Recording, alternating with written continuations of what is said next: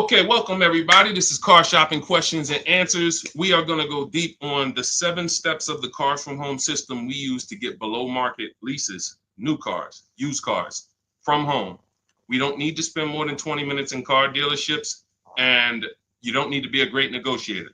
So if that's something that you like, that's me, Deshone, then welcome. Come on in. First thing to do, hit the like button and tap in, lock in. We'll be here for about 45 minutes, going deep on some financial strategy that if you use it, apply it, unlearn what the car business taught you to do for their benefit, you're going to be better than fine. I just leased a $54,000 Infiniti for $499 a month. I got $8,000 off the price of the car. Sitting at home, 2025. I haven't posted it yet. $8,000 off the price of the car from where I'm sitting at right here. The deal was done from right where I'm sitting at. This is where we want you to be. Now, obviously, I've spent a lot of time in the car business, 14 years. I've been teaching people online. But if you follow this, you can do this next week. You can do this week. This is how predictable the system is that we built.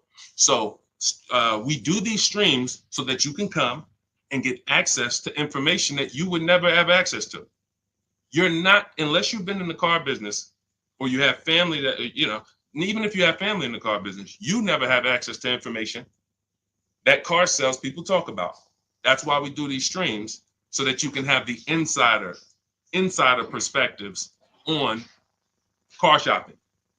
How would and when you do that, see, the simple thing about this is just put dealers against each other. Stop negotiating one-to-one, which is what they want you to do, and let us show you how to negotiate one-to-many.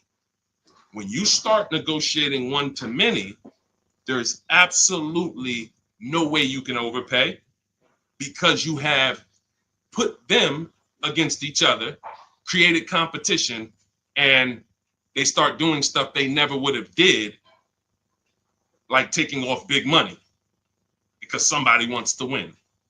So that's the whole premise of the Cars from Home system. That's what we go deep on here. If that's something that's interesting to you, lock in, focus, hit some, I always say, type the $ in so I know who I'm talking to. Everybody that's locked in, type the $ in the comments, and we'll get the show on the road. Now, the entire stream is sponsored by my new digital book. It's called Cars from Home: 7 Steps to Saving Time, Money, and Avoiding Dealerships. It's 5-star rated. You can Google it. It has everything in there we'll be talking about today: leasing, purchasing, high mileage, below, everything. And you can go grab a copy for 75% off. It's normally $97. But if you're listening to this and you're like, man, this sounds good, let me go get me, and I want the whole blueprint, you can get yours for 75% off, but it's only for 30 minutes in my TikTok bio, my Instagram bio, the YouTube comments, or the Facebook comments. Now, let's get the show on the road. Is leasing a good option? Leasing is what most people should be doing, because they're not keeping cars. You are not keeping cars. You're not keeping cars long enough to make it make sense. Step 1 in our process of Cars from Home is something I call the 8-year rule. If you want to save money, if you care about your money, first thing you should burn into your brain is the 8-year rule. Because you're getting a depreciating asset and you're coming and you're buying it, and it's losing thousands of dollars in value every single year. Every single year. If you buy a car, what is a car today that's worth $40,000? Listen, get to your keyboards. I'm talking to the people that's locked in. Okay? I know it's a lot of people playing video games, streaming, doing all types of stuff, and they think they're going to hear something today on the side that's going to help them save 5-10 grand off their car, but they're distracted. So I need you to get to your keyboard, because I'm going to be asking you questions, and the people who respond to those questions and engage, where we're dialoguing, those are the people who save the most. Those are the people who get the results. You're not going to get the results just casually in the background listening to this. It's just not. It's going to make you feel good. You feel like you did something, but you didn't. So let's lock in. So a car today that's worth $40,000. What's that car worth in 5 years? Throw out some numbers. A car today that's worth $40,000. What is that car going to be worth in 5 years? Throw out some numbers. What's up, Goat? What's up, David Cesara? $40,000 today. What is the car going to be worth in 5 years? Deborah Alexander, good to see you. Throw out some numbers. Okay. 20, 25. Okay. 22, 18. Okay. I see 25. Depends on how it's driven. Gabby said 10. Listen, could be. Person puts 80,000 miles on it. Could be worth 10. Yep. Now you see this. No one's wrong.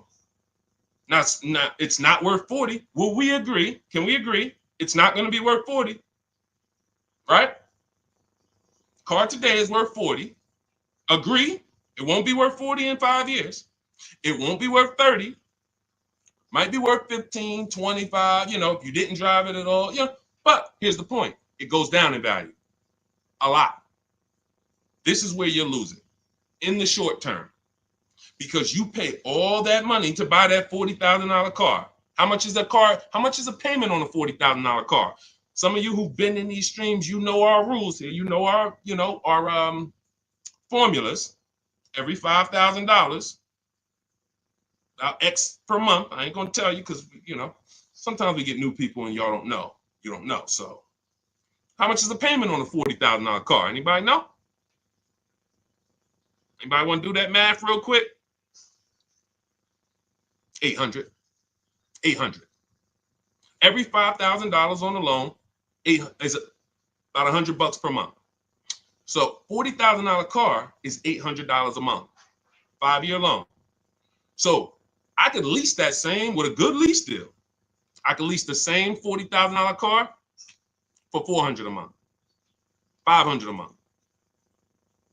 Oh, Deshone, that sounds crazy. You got to put a lot of money down to get those deals. Listen, this is Danielle, $44,000 Audi, $550 a month. This is common. Look, $48,000 car, $597 a month. Common. So this is what you're doing when your question about leasing. If I could change one thing in this world, in the industry, more people would understand leasing. Because you guys would be driving wonderful cars. Like, look at this car that India got. She's paying $365 a month. Brand new. Hyundai Elantra Limited, $28,000 car. Call it 29. That is a $600 car payment on a 5-year loan. She's paying $365 a month. So you guys, there's none of these people out here, and no one's tried yet, but I'm waiting for it. It's coming. What's up, A? What's up, Al? Good to see you, Didi. Ernesto, I'm waiting for it.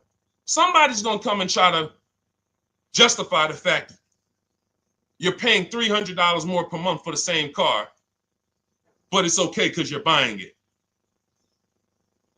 Somebody's going to try to justify that. You can't, in a world where we're watching people who don't have much disposable income.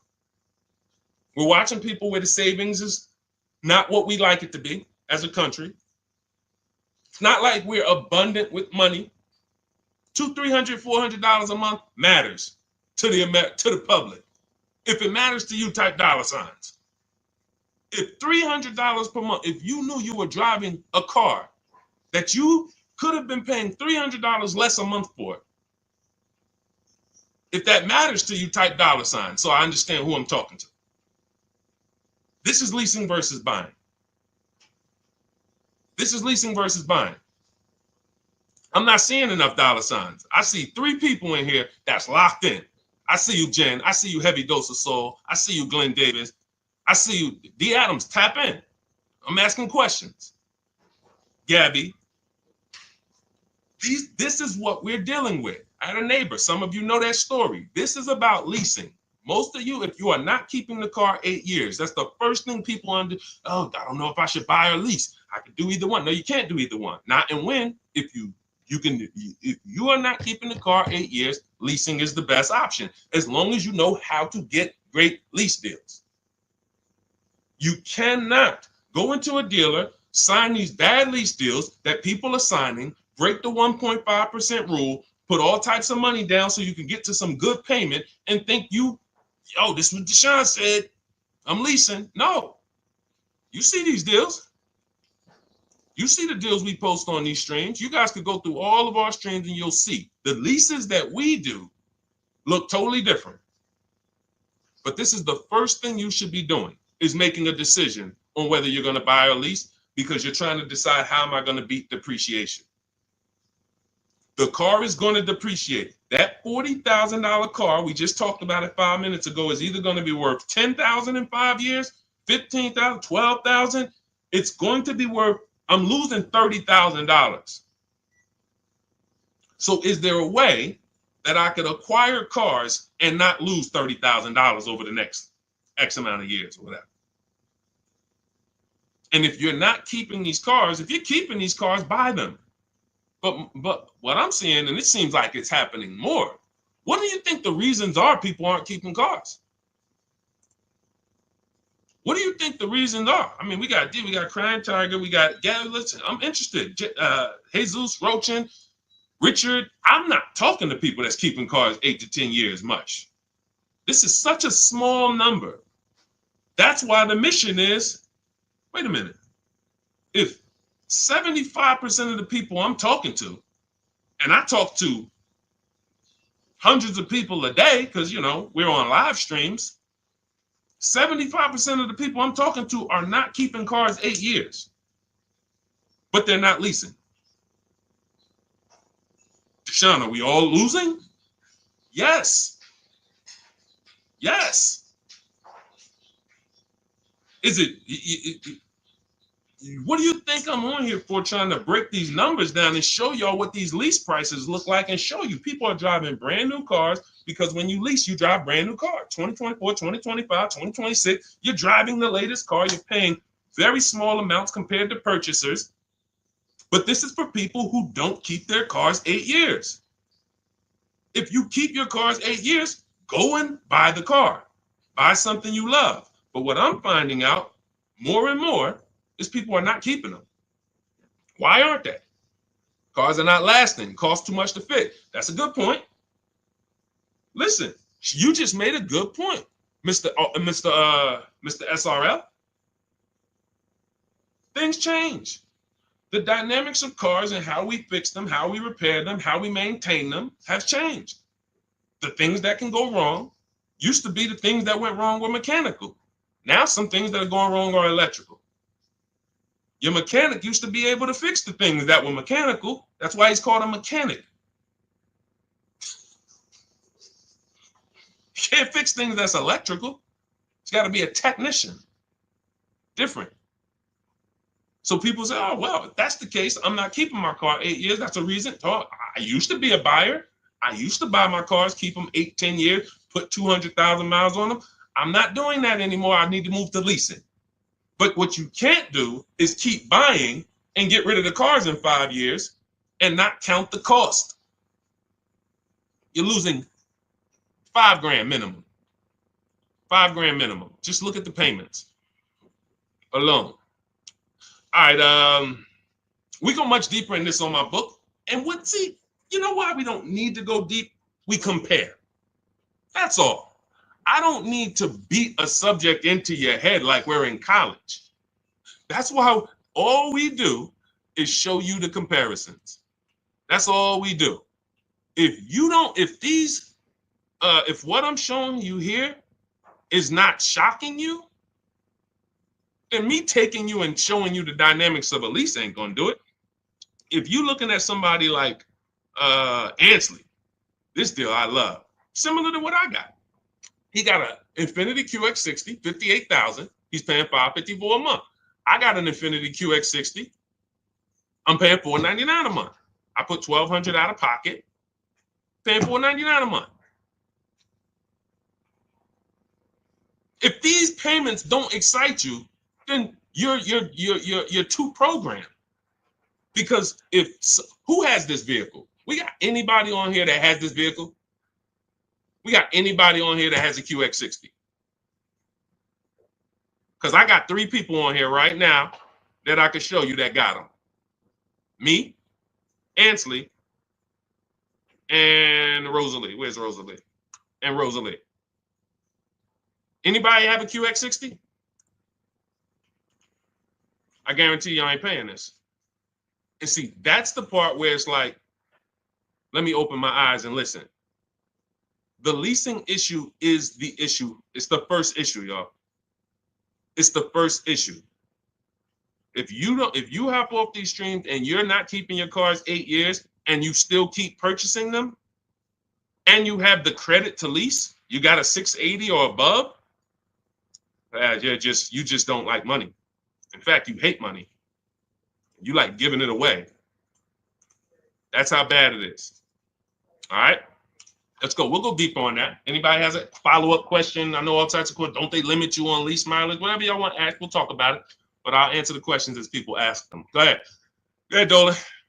Do the leasing numbers work when we're driving more miles, though? Curious. Oh, that's a question I just knew was coming.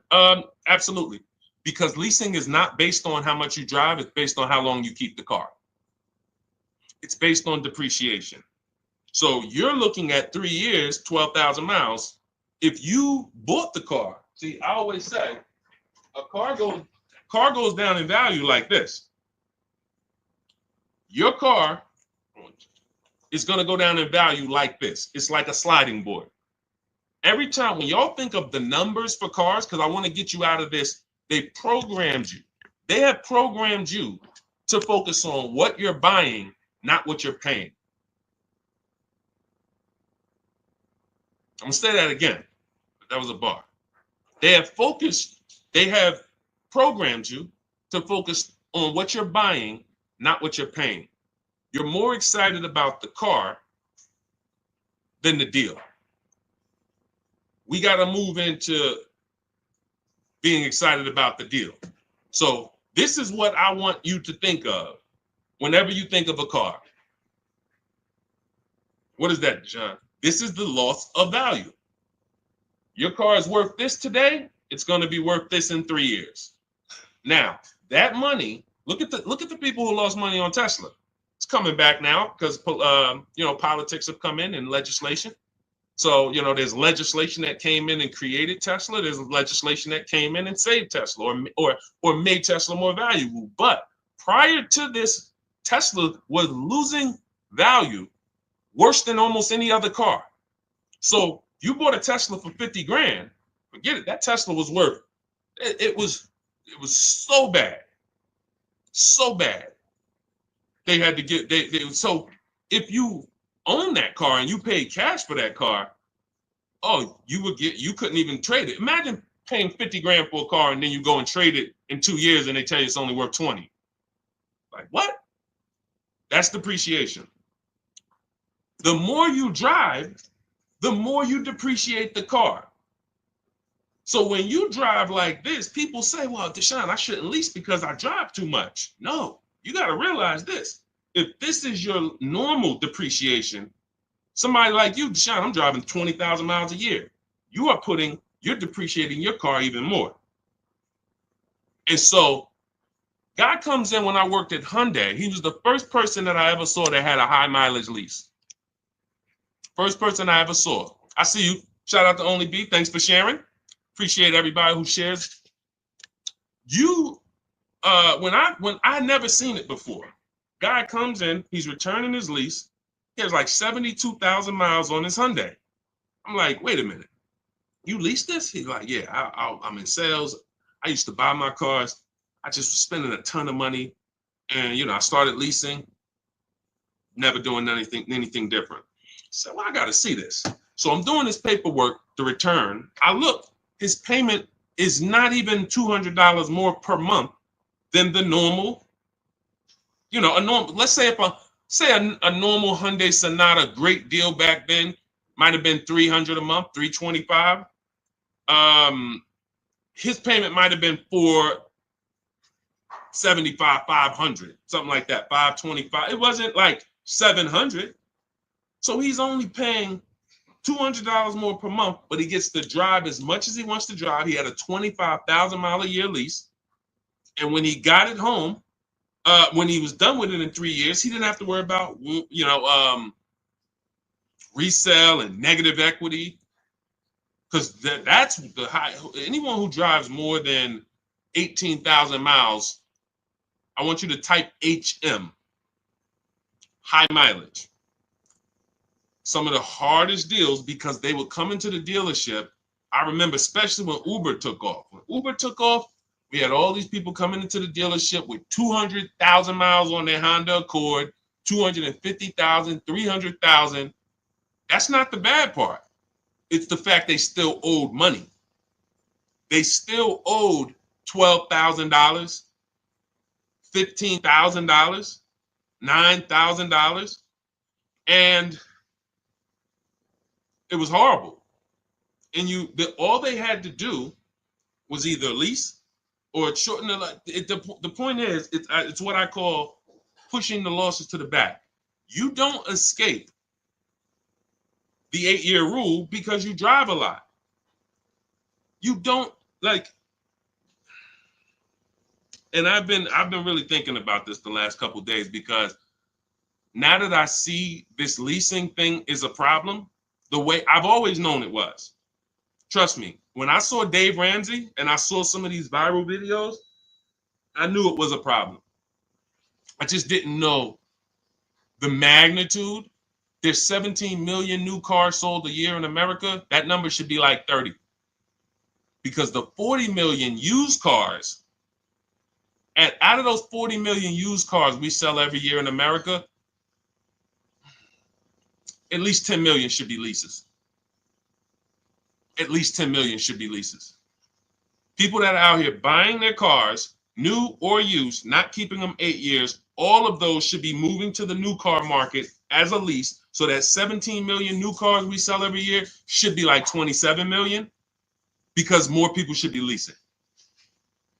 And, we're going to, with the help of the Holy Spirit, by the grace of God, do our part to try to move that needle and try to get people to see. Not leasing is costing y'all so much money. We can't even get to the negotiations yet. We've been on this train 20, 22, 23 minutes. We can't even get to negotiations yet, because I got to hit this again hard.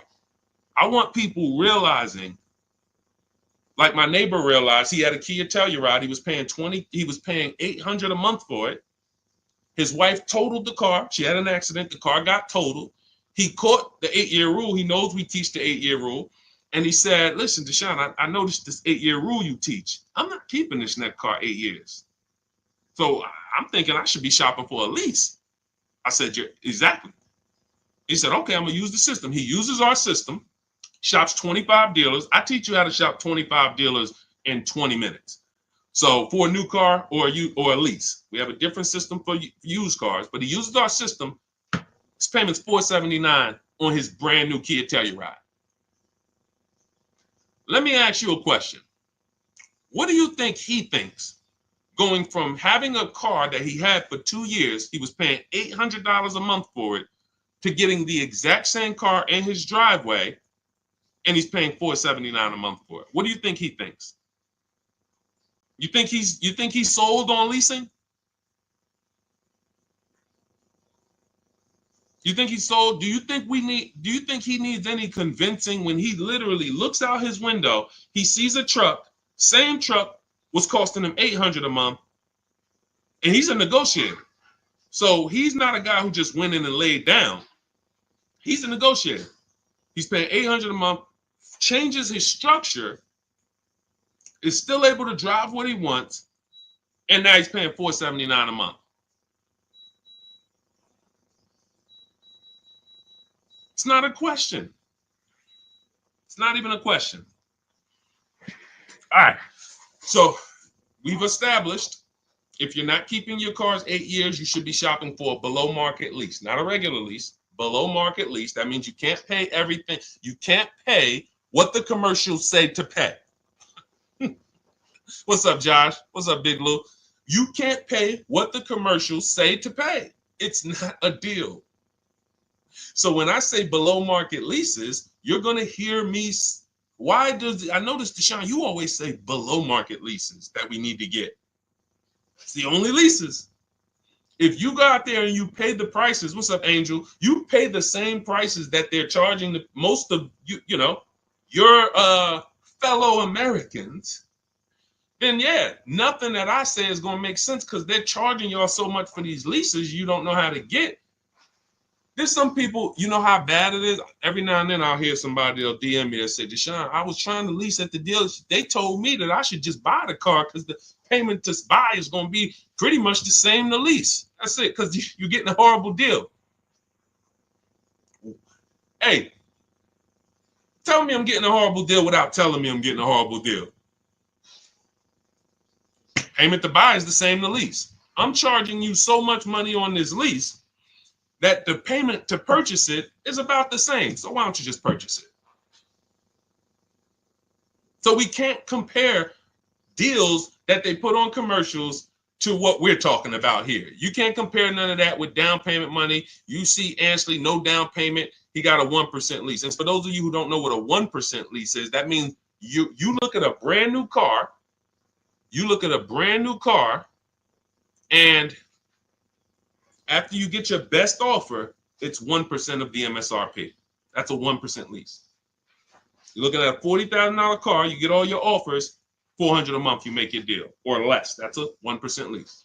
$80,000 BMW, $800 a month, or less, 1% lease. So I always say, you can't get a 1% lease without having a great system to make sure you find a dealer to take off the most money, but you also need the lease program to be there. So depending on the lease program, your lease is either going to be a 1.5, that's the threshold. See, no, you know how many people didn't know that they had bad lease deals until that's the reason we created the 1.5% rule. Add up all the payments. So it's about knowing two things. If I'm not buying a car, if I'm not keeping a car 8 years, I should be shopping for a lease. And once I made that decision, now I need to get a below market deal. And it's the same to you purchasers. You just because you're purchasing don't mean you can go out here and you can pay these prices they're charging people. I got $8,000 off the Infinity that I just got. I could have purchased that. You do realize that. If you get $8,000, look at this. Look at Kimberly. Some of you know Kimberly. $20,000 off her Maserati deal. Look, $20,000 off with Kimberly. Now, Kimberly saves 20 grand off this Maserati. She's paying $944 a month for a $91,000 Maserati. Now look at this. This was one of her quotes. It wasn't her best quote, but it was one of them. She could have purchased this.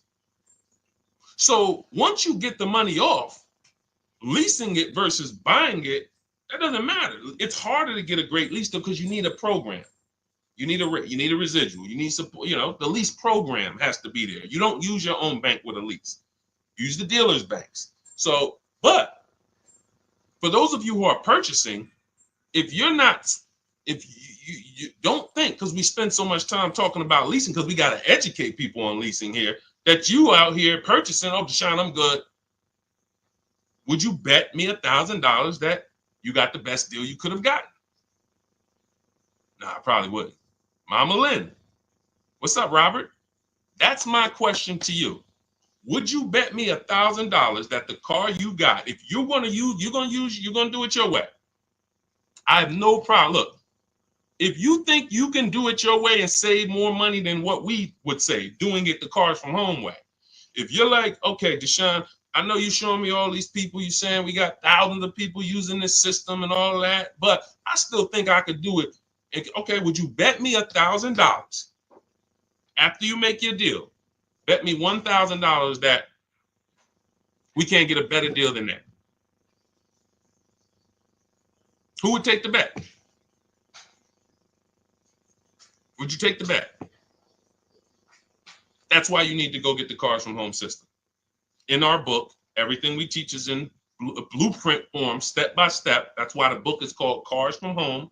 7 steps to saving time, money, and avoiding dealerships. Because you don't need to be in deal. It's literally it's the master blueprint to saving time, money, and avoiding dealerships. That means I want all the money off that I can get, and I want to do it as quick as I can do it. That's what we do. Now that book's normally $97. You can Google it. When you go to the page, it's $97. We have a welcome offer though, where you can get your copy for 75% off. And that's for 30 minutes. So after 30 minutes, the price does go back to $97. So you want your copy, go to my TikTok bio, my Instagram bio. There's a website there. Click the link, or go to my Instagram, go to the YouTube comments or the Facebook comments and click the link, and that'll activate your click the button that says 75% off Deshone's new book. And it'll be in your inbox as soon as you pay. Screenshot the thank you page, and you'll have my support team's email just in case you have trouble getting the book. Sometimes you type your email wrong, no problem. But you'll also have on that page is the link to open the book. As soon as you pay, you can open it, save it. If you can't guarantee me that the cars you buy, you're willing to place a bet that no one can get a car for less than that, then that means you have buyer's remorse. That means you have price anxiety. And we want to eliminate that. How do we eliminate that? Multiple offers. It's the simplest prescription for your problem. Deshone, I'm worried, man. I'm worried I'm gonna get scammed. Multiple offers. Deshone, I'm worried I'm gonna overpay. Multiple offers. It's the solution. Now, you may not know how to do that, and that's where Cars from Home comes in. We believe we have, until someone else can prove us wrong or show more result than us, we have the best system in the world for multiple offers on new cars, used cars, and leases. That's what we're known for. But, if what we did was harder, it'd still be worth it. See, if saving money and guaranteeing that you got all the money off on a car you could have gotten in the whole market, not from one dealership, in a 100-mile radius, is there any dealer that could have saved me more money? If the answer is no, whatever I need to do to guarantee that, it would be worth it. If I had to take 12 hours, 20 hours to guarantee that when I got my car, I didn't overspend. I could have saved $5,000 if I did that. I need to guarantee that. Even if it was hard, I would still do it. Financially savvy people would still do it. If there was a way for you to make sure you did not overpay for a car, but it took a lot of time, financially savvy people who care about their money would still do it. I'm telling you, we got a system where not only is our system guaranteeing we're paying less than everyone else, not only the things I'm teaching you to get multiple offers from dealerships, guaranteeing it's quicker too. I got this Infiniti lease. It took me 90 minutes from front to back. Now I'm an expert. I'll admit that. I'm in the car business. Deshone, of course, you've been in the car business. You're the teacher. Of course, you could do it in 90 minutes. Okay, but you could do it in 3 hours. Over a week, 2 weeks, maybe 3 hours, 4, put it in, boom. I saved thousands of dollars from my living room. And next time you get the car, it's not going to be 3 hours. It's going to be 2. And then the next time you get your family a car, it's going to be 90 minutes. And next thing you know, you're just as good as me and everybody who's been using our stuff for years. This is the easy way. And maybe it's things that sound too good to be true, probably are. It's no way, Deshone. How you mean to tell me we could save more money off the cars than we've been saving, and we don't have to spend the 3 days in the dealerships? That sounds a little too good to be true. Well, here's the results. Here's the results. Read it. Don't hear it from me. Of course, y'all know I could do this. Look at Zafrina, $579 a month, $65,000 car. Only use the scripts. I got all the email scripts. You just copy and paste them. You ain't got to worry about what I'm going to say. Deshone, what? Am I going to be face to face? Do I have to remember stuff? You ain't worry about none of that. We don't even talk to car salesmen. We copy and paste our way to deals. When we're shopping for a used car, we're doing everything online, narrowing our used car search down to our best top 5, but we're narrowing it down based on service, based on title history, based on, you should be narrowing your used search down in that 100-mile radius based on title, service, accident history, and then looking at making sure there's no bogus fees. Only fees that should be on a used car: tax, documentation, and motor vehicle fees. That's it. 14 years I worked with dealerships. I never had a dealership that had a fee other than those 3 fees. So if anybody says, oh, used car hire, what fees you charge? Tax, documentation fee, DMV, motor vehicle cost. That's your title, that's your registration, that's your plate. That's it. When you hear these people say, oh yeah, we got a prep fee, we got a mandatory $1,400 service fee, and then we got the low jack that we put in there, you're gonna pay $800 for that. We would never be in a dealership finding that out. We always are verifying that from home so that nobody has the opportunity to waste our time.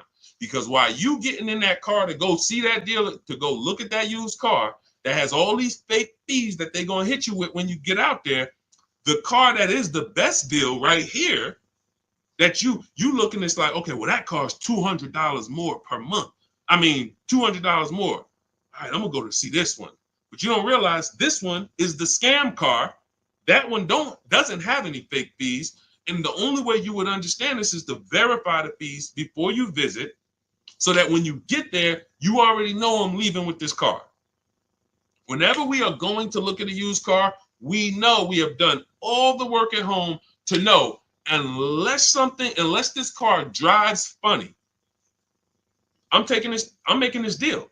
Because I've done everything. People say, yo, if somebody do that on a used car for me, I'm just walking out. And you're walking back home, and you're going to start shopping all over again. I see you, Princess Kiki. Thanks for double tapping the screen. Thanks to the people who always like the broadcast. You're going to go right back. So you didn't lose. I mean, you didn't win. You lost there. You let someone waste your time, and you let somebody put you back into the market when you could have made a phone call, verified fees, and just didn't waste your time. Oh, y'all got that many fees? No problem. Do y'all negotiate? No problem. Let me move on to the next one. But what happens a lot of time is they scam you. They will scam the person coming in, and just the person will be like, well, I didn't know y'all had all these fees. And then next thing you know, they negotiated. But how do you negotiate fake fees?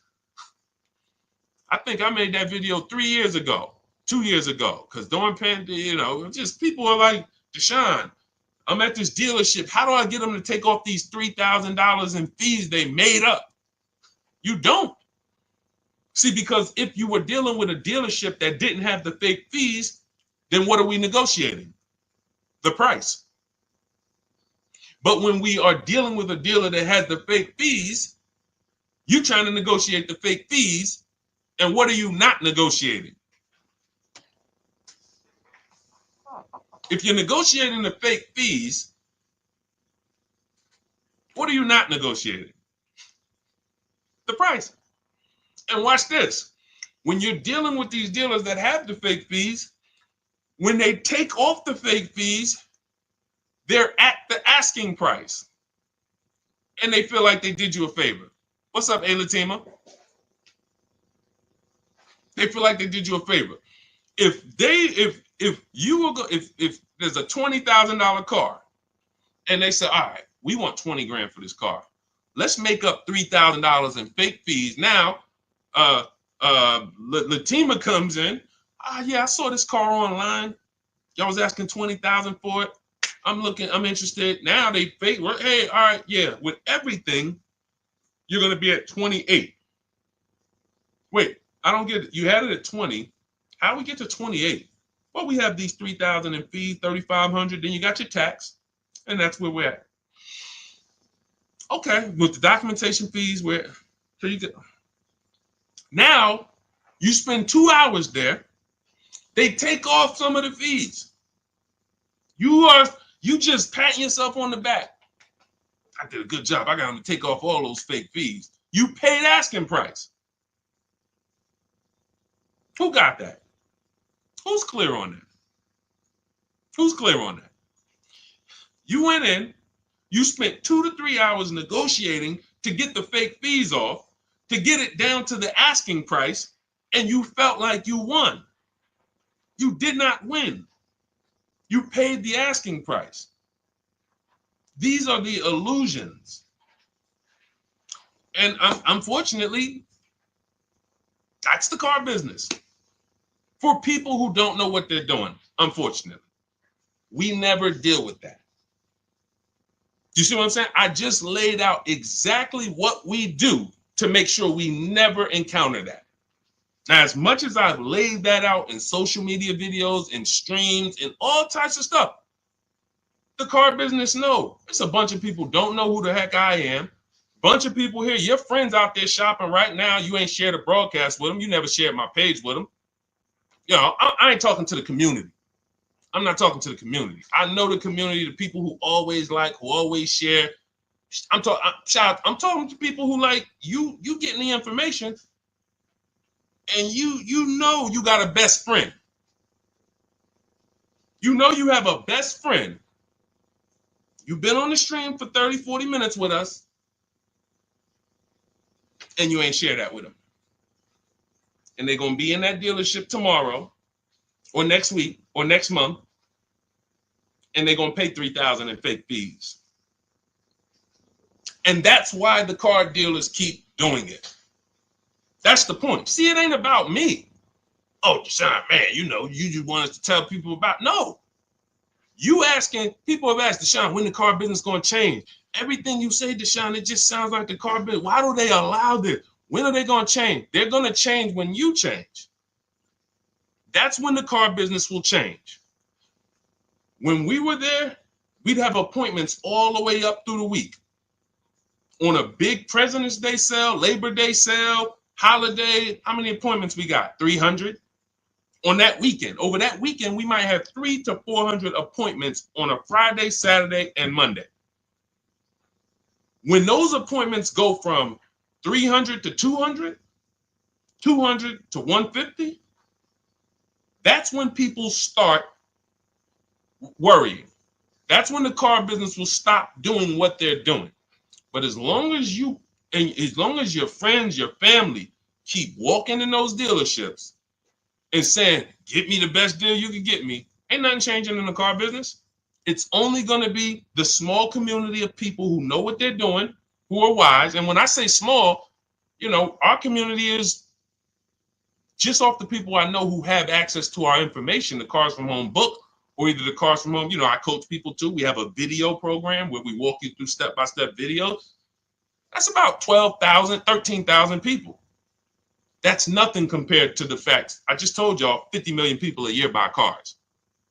So our little, you know, praise the Lord, we are very, very, very fortunate and blessed that we get to impact people's lives, and we have, you know, we built a brand that has helped do it. But in terms of the market size, it's not even 1/10 of one. It's probably 1/10 of 100 of 1%.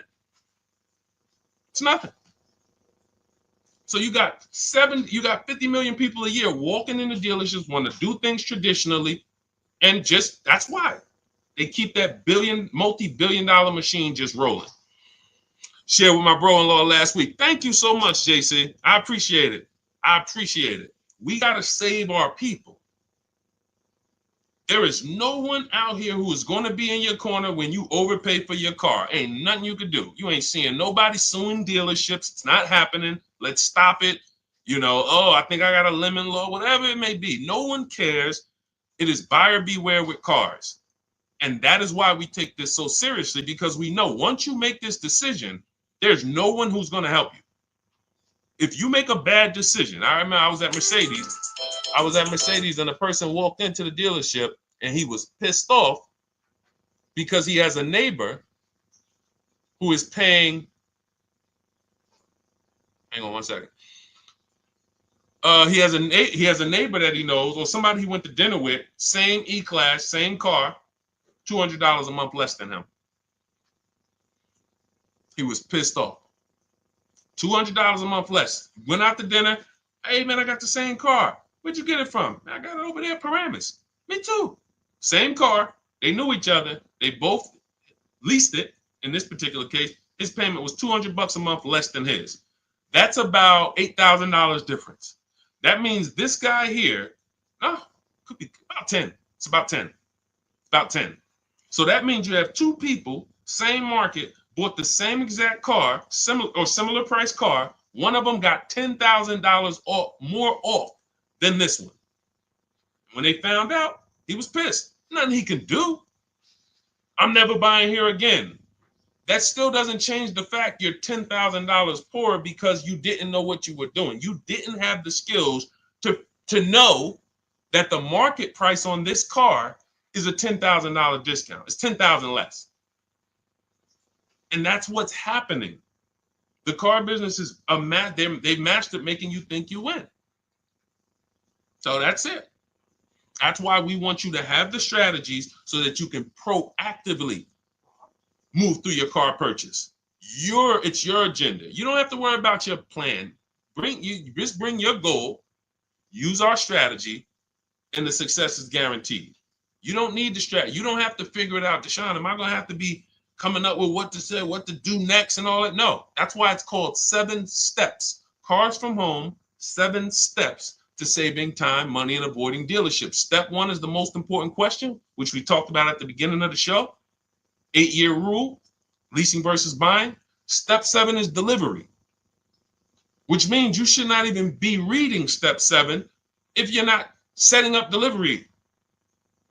People will be like, Deshone, I'm in the program, I'm using all the stuff, I went through everything. Do you have your car? No, I just went through everything. Okay, so you weren't doing the action steps? Like when I said, go on this website, put this information in, get this value. Did you do that? No, I was just reading everything. Okay, say that then. Because the way that our system is set up is, hey, Javon, what's going on? Yeah, Deshone, I need a car. What's the first step I should do? How many years you keeping it? I'm gonna keep about 10 years. I keep my cars, at least 10 years. Okay, so we're gonna purchase. Okay, do you have a vehicle you're replacing? See, that was step 1. Just that quick right there. You don't even realize we just did step 1. Now we move to step 2, equity assessment. You have a vehicle you're replacing? Yeah, I got something, I got like a 2013, it's paid off. Okay, perfect. Go to these websites right here, CarMax, Driveway, Carvana, KBB Instant Cash Offer, AutoNation, Car Gurus. Get those 6 offers. It's going to take you about 20 minutes. Call me back. Okay, perfect. Yo, Deshone, I got the offer. All right, who's the best offer? AutoNation actually made me the best offer. They're gonna give me $8,000 for it. Okay, perfect. Step 2, done. Step 3. All right, so let's talk about it. You're purchasing now. Let's talk about the budget. How you gonna finance the car? Pay cash? You're going, no, I'm gonna get a loan. Okay. Use this tool. Go to this website. It's gonna tell you how much you can exactly to the T. It's a calculator that I built. It's called the Perfect Budget Calculator. When you get your copy of your book, or if you're in my program, you have access to all these calculators we built. You can't get these on Google. There are proprietary, information. And that's going to tell you exactly how much you can spend with tax, fees, everything. It factors in the tax. You put your state. It factors in the down payment. It gives you multiple goals, and you're going to know you're going to have up to between 4 to 6 goals of purchase prices well below your max budget. That's how it is. I could do a perfect budget calculator in about 60 seconds. Tool. Now, before we built that calculator, it was manual.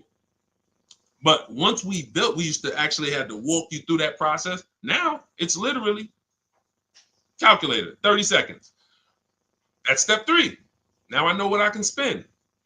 So what I just told y'all, half of our process in preparing to go into the market, it takes seconds. That's why those step-by-step videos or the book is broken down into things you should be doing. This isn't math class. This is like action steps. Do this, do this, do this. Congratulations, you got your car. That's what it's about. That's what the Cars from Home system is about. It's not a learning system. It's not let's just sit down and I want to learn how to think the way Deshone thinks, all of this stuff. I want to be so good I could sell cars. No, it ain't none of that. All it is a step-by-step system online shopping system to get you to your cars. Okay, so now the book is normally $97. Some of you know, but we have a welcome offer for 30 minutes. You can get it for 75% off. That's $24, but you got to get to my TikTok bio or Instagram bio before the 30-minute countdown is up. Click the link there, or you can click the link in the Facebook comments or the YouTube comments. 30 minutes, you got your book for $24 instead of $97. Now, $97 is still a phenomenal price. You use that book. And I saw a comment said somebody said I love the book. JC, I'm gonna answer that. When you get your copy, make sure you screenshot the thank you page, because as soon as you pay, you get access to the book right then and there. And then once you get access to that book, download it, but screenshot it, because it has my support team's email on there. Sometimes you type your email in incorrectly, and we can't send a book to an incorrect email. But if you use this, it will be one of, guaranteed, top 3 most financially beneficial books in your library, unless you're just not going to buy cars. And if you cannot use a computer, don't get the book. I don't say that enough, and I should. And that's my fault. If you can't use a computer, if you can't copy and paste, this is not for you. You know what? That's actually something I want to make sure I make clear on almost every stream. Every single time I tell you about the book, you're going to start hearing me say that. Because I know sometimes it may seem like, Deshone, Cars from Home can help everybody. Like, you got used car stuff in there. I got bad credit. Yeah, that's in there. We got lenders, specific people we work with, specific for bad credit. Yeah, that's in there. All right, so it can help everybody, but that's not true. It's an online shopping system. So if you're not comfortable online, if you're not comfortable visiting websites, if you don't have a computer, you can't do this on your phone.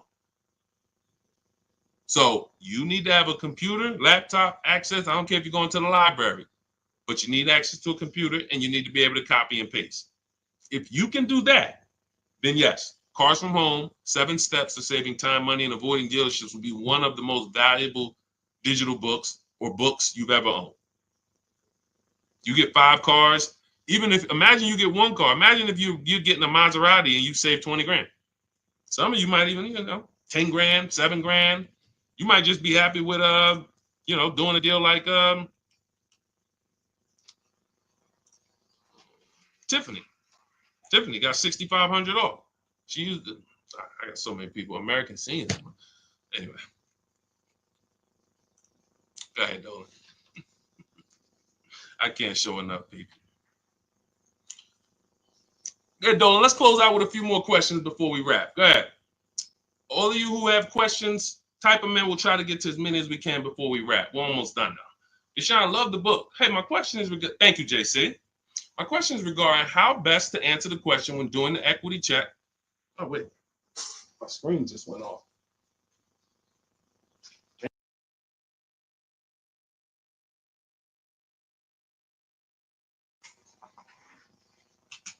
Why did my screen just go off? All right. Sorry about that. All right. We'll just finish it I don't want, because I'm going to have to keep looking to the side. Hang on one second. One of my monitors just went off.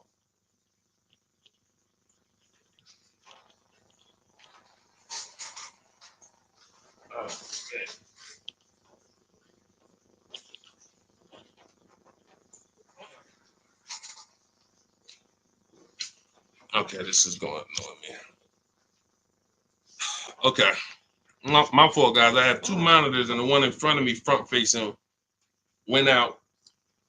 And then I tried to plug it in, but now I can't. My camera's in front of me. My camera here then. And let's see if we could do it like.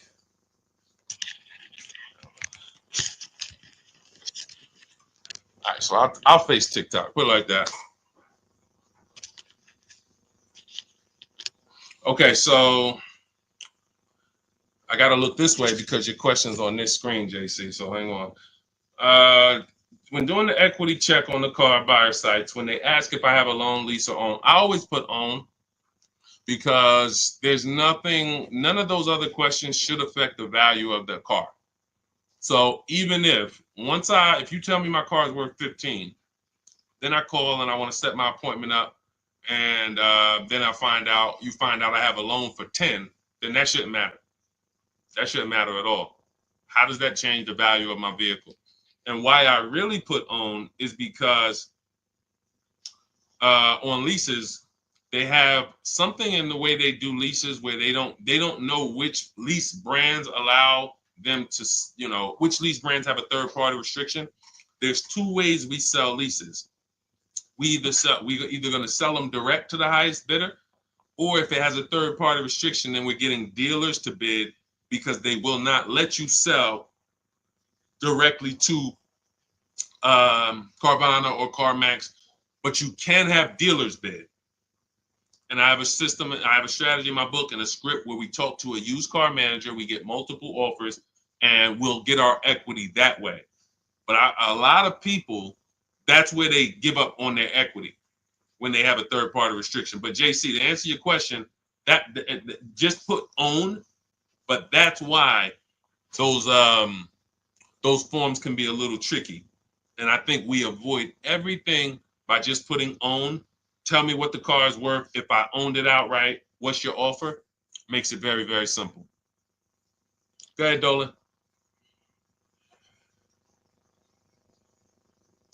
Okay, what's the best strategy for someone with bad credit and need a vehicle? What a pre-owned vehicle but be ideal, or a new one? I want to be able to keep it over 6 years. Or over 6 is not over 8. So I would say if you are going to keep it for over 6 years, then you should not be purchasing. You shouldn't plan to purchase long term. You should plan to set yourself up for a lease. What's up, Moses? What's up, Seth?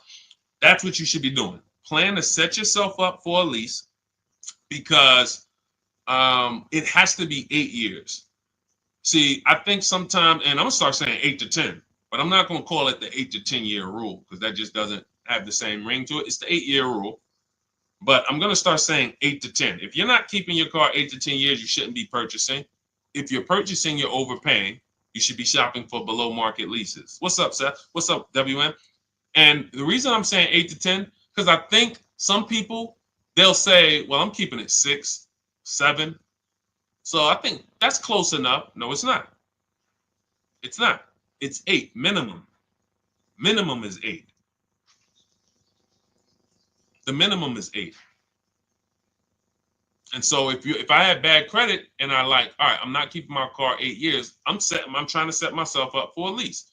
So what am I going to do?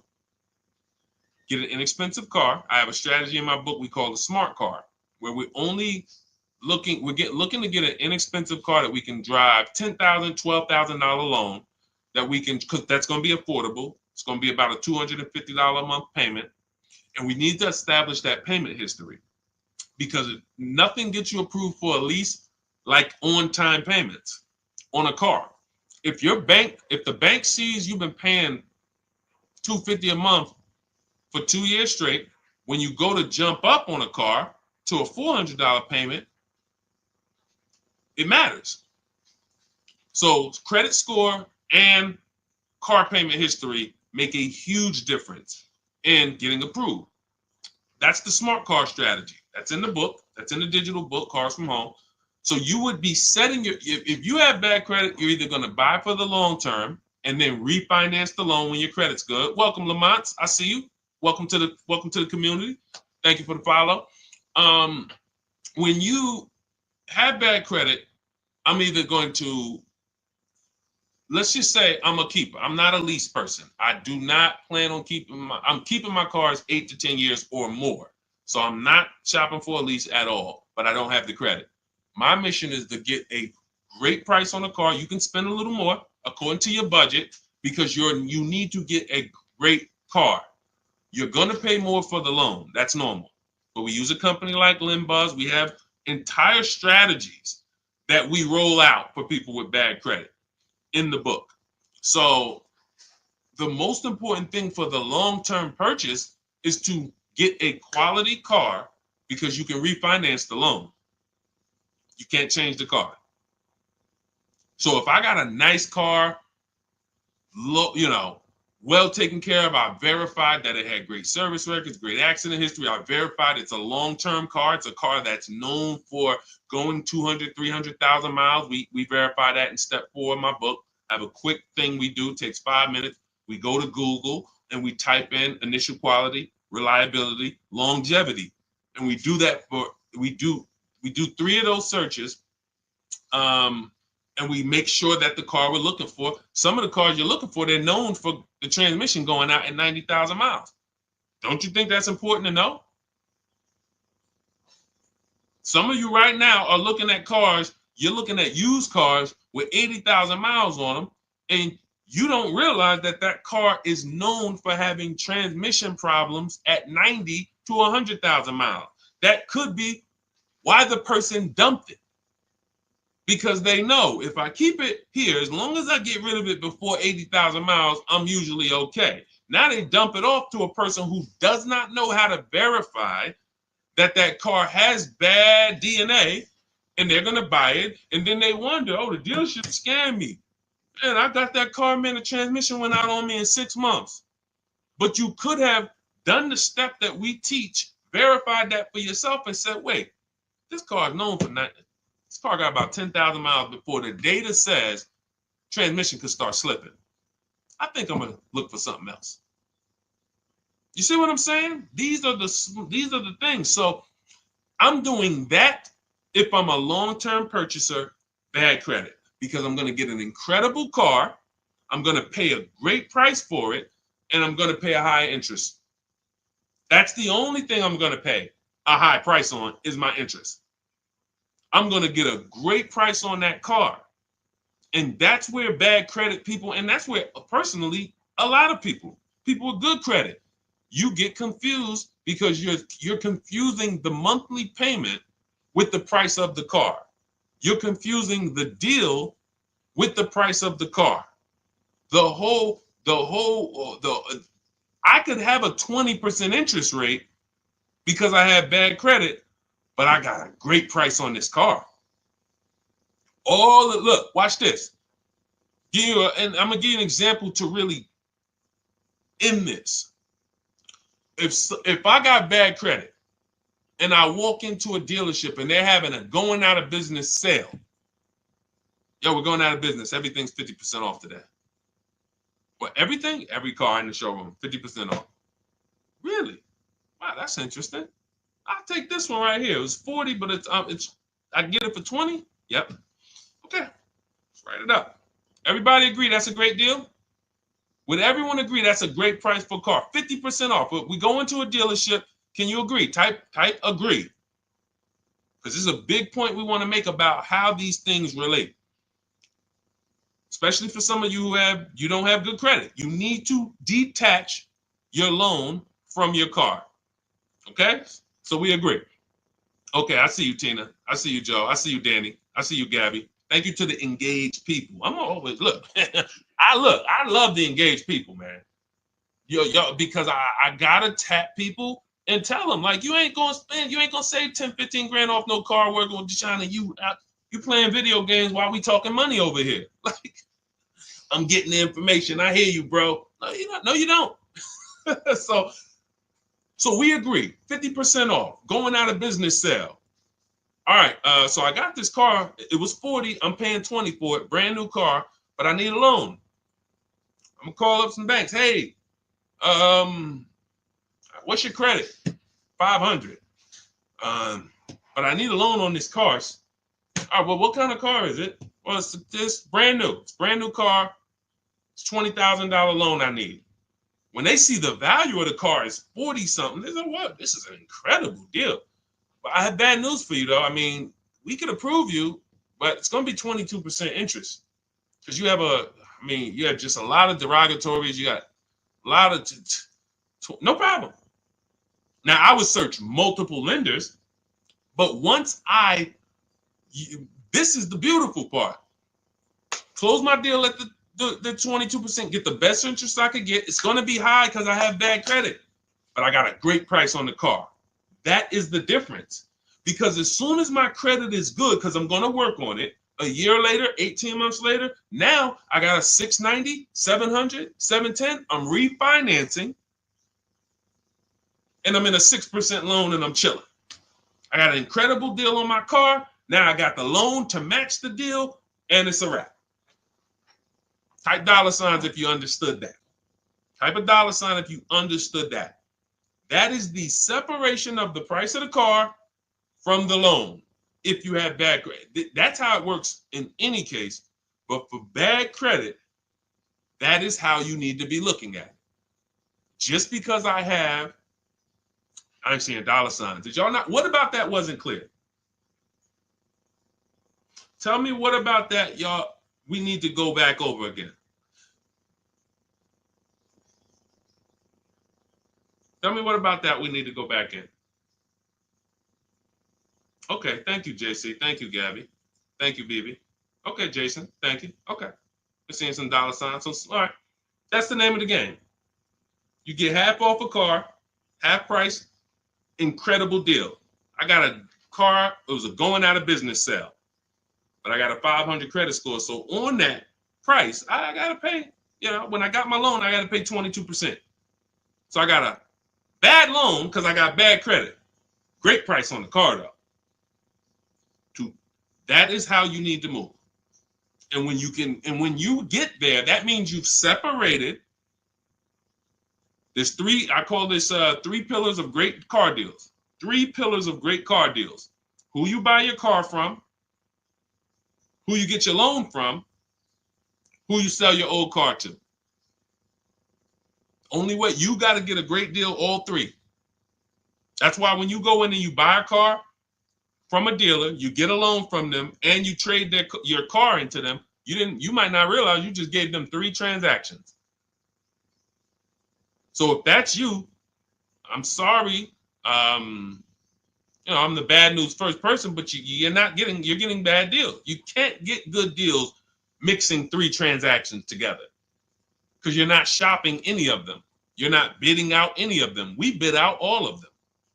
Whenever you buy a car, you give a dealership a transaction. When you trade your car into them, which we don't like to use that word because what you're actually doing is selling your car to them, that's a transaction. And when you allow them to get you your loan, that's a transaction. So those 3 transactions, you should be bidding out. In the Cars from Home system, what we teach you in our digital book, 7 Steps to Saving Time, Money, and Avoiding Dealership, what you learn, for those of you who want to work with me and shop together, you can hit the button that says Shop With Me. And when you go to our bios or go to the links in the comments, and you will see that you can bid out every single thing. So when you get the people who I can guarantee you're not getting good deals are the people who you're giving the dealers multiple transactions at one time, which means they have negotiating money from your old car. They got money to play with from your loan. They got money to play with from the car you're buying. They got 3 pools of money to move around and play with, move money from here to here, do a 3-card Monty where, all right, I'm going to show you this on your trade-in, but it's really coming from this. You're giving them 3 transactions. We have to separate, break from that, and start to bid out each one. I'm bidding out my loan. When you get the digital book or if you're in our course, you understand the bank bidding war. Credit bureaus allow you to have multiple lenders access your credit in a short period of time. Great shopping. We do it in 48 hours, 24, 48 hours. I named the people we sell our cars to. We get bids. We don't trade. We sell our cars to cash buyers, big companies that cut checks. And then we bid out our car purchase. Whenever we're looking for a used car, we turn the entire marketplace, 100, 200 miles, into one big marketplace for us. And whenever we shop for new cars and leases, we contact 25 dealers to get 5 offers. We do it all online. This is all multiple offers. And when I tell you, this stuff takes minutes to do. So by the time you go to a dealership, get in your car, go to the dealership, we already done made deals. That's the Cars from Home system. Bidding, bidding, bidding, bidding. All right, so everything we talked about today is in my new digital book. It's called Cars from Home, 7 Steps to Saving Time, Money, and Avoiding Dealerships. That's what we hold it accountable to. Saving you time. You should not be in a dealership for more than 30 minutes using what we're talking about here. Ever. If you're in a deal, that should be a clue to you. Man, I've been in this dealership for an hour. It's got to be something I'm doing wrong here. Yes, that's a good clue. That you're okay, that's okay. Because you're new to the system. As you learn it, have these boundaries to remind yourself, wait, Deshone said I ain't supposed to be here for more than 30 minutes. That's it. So now we move to every part of the system of car buying you never have to worry about again. You literally, when you come to Cars from Home, you grab your digital book, you no longer need to come up with plans on how you're going to get great car deals or how you're even going to get a car or how you're even going to, you don't have to be anxious anymore because you actually have a plan written by a former car salesman who's been a manager who knows the ins and outs of the car business. So you're following a plan written by an insider of how to work with the people inside. And I'm no longer inside, so I don't have a vested interest with if I was trying to coach you while I still was working for Mercedes, it's certain things I can't say because I can't teach you how to bid against, it's certain, I can never write that book being in the industry, but outside of the industry, for sure. Competition is how you're going to save prices, and that's how we're going to save time. Competition. And I want to end with this because some of you tend to overthink. You're overthinking. Everything we're teaching you to do is to start buying cars and shopping for cars the way you shop for everything else in life. If you really consider that the biggest indicator of how different what I've been talking about over the last hour versus how you've been shopping, just look at how you shop for other items on Amazon. Look at how you shop at the grocery store. When you compare, look at how you compare. You're good at it. You can spot a deal on Amazon quick. You have your system. You can go into the supermarket and you have your system for seeing what's the items we're getting this week. You're comparing. Those of us who know how to do things and buy stuff, if we're getting good, we're comparison. It's comparison shopping. Car buying is the only thing that I've seen where we just throw all of that stuff out the window. You let them convince you to throw all of that stuff out the window. You see that blue car there, you're like, oh, I like that blue in there. What could you do on that? Instead of saying, I like that blue one, I wonder how many of those are within 100 miles of me. See the difference? Because cars are cookie cutter. So if I saw a blue car, I'm like, man, I like that. Oh, that's a nice blue Honda Civic. There's 100 of them within 200 miles of me. I need to find the one that's going to be the best price. And that's what we do. That is what we are known for.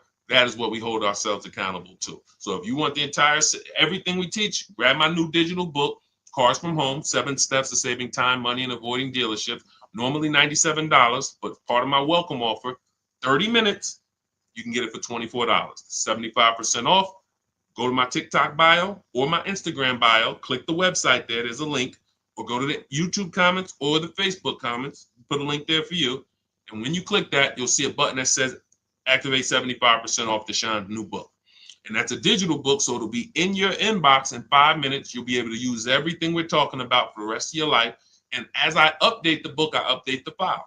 So make sure you keep the original email because when I do update that book, you go into that email, you open it, you'll see, wow, books looks different. Yeah, we updated. Vroom went out of business a year ago. We had to remove them from the book. If I had 10,000 books in print, they're all worthless. Not even worthless. They're not worthless because there's tons of other value in there. They have an inaccuracy. We have 10,000 books now that now have an inaccuracy because there's companies in there that we get offers from when we sell our car. There's companies in there that vroom when we want to shop used cars. But they're out of business now.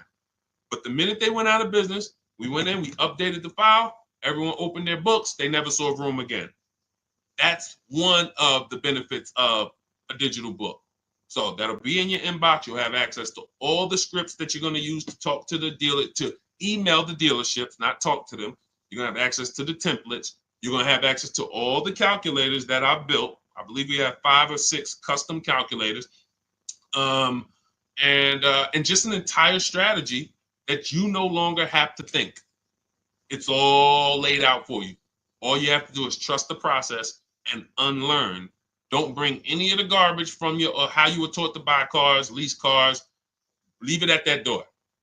Come here with a blank canvas and just say, Deshone, I'm depending on this book to show me how to save more money on cars than I have ever saved. If you come like that and just trust the process, be one of the most valuable books you ever had. Thousands and thousands of dollars will stay in your house. Okay, that's what I hold myself accountable to when I was writing it. All right, so grab your copy. For those of you who want to work together, there is a program we have. It's called Shop with Deshone. You'll see a button there. Not everyone is going to qualify for that. That's why I don't talk too much about that. But if you're interested in seeing if you qualify for that, just go to those same links and just click the button that says Shop with Deshone. And then you'll be able to dive deeper on the qualifications. That's when we coach together. We do coaching calls twice a month. And we have a private Facebook group. When you guys see me share these pictures from all these people, you're like, where are all these people? They're in my private group, and they're using the exact same system, the 7-step system that you have in Cars from Home, my blueprint. So whether it's just a different learning style. Some of you like do it yourself, go grab the book. Some of you like a community and to do it with you, hit that Shop with Deshone button. And other than that, this is what we do. I appreciate you guys checking in. Had a lot of fun today. We'll be back for another stream soon. For all of you who got your book, use it. Please email me when you get your deals. Make sure you just shoot me a picture. I sent out a couple emails. You will, we love getting those. Please send me those. All right, and enjoy the rest of your day. God bless you. I'll see you soon.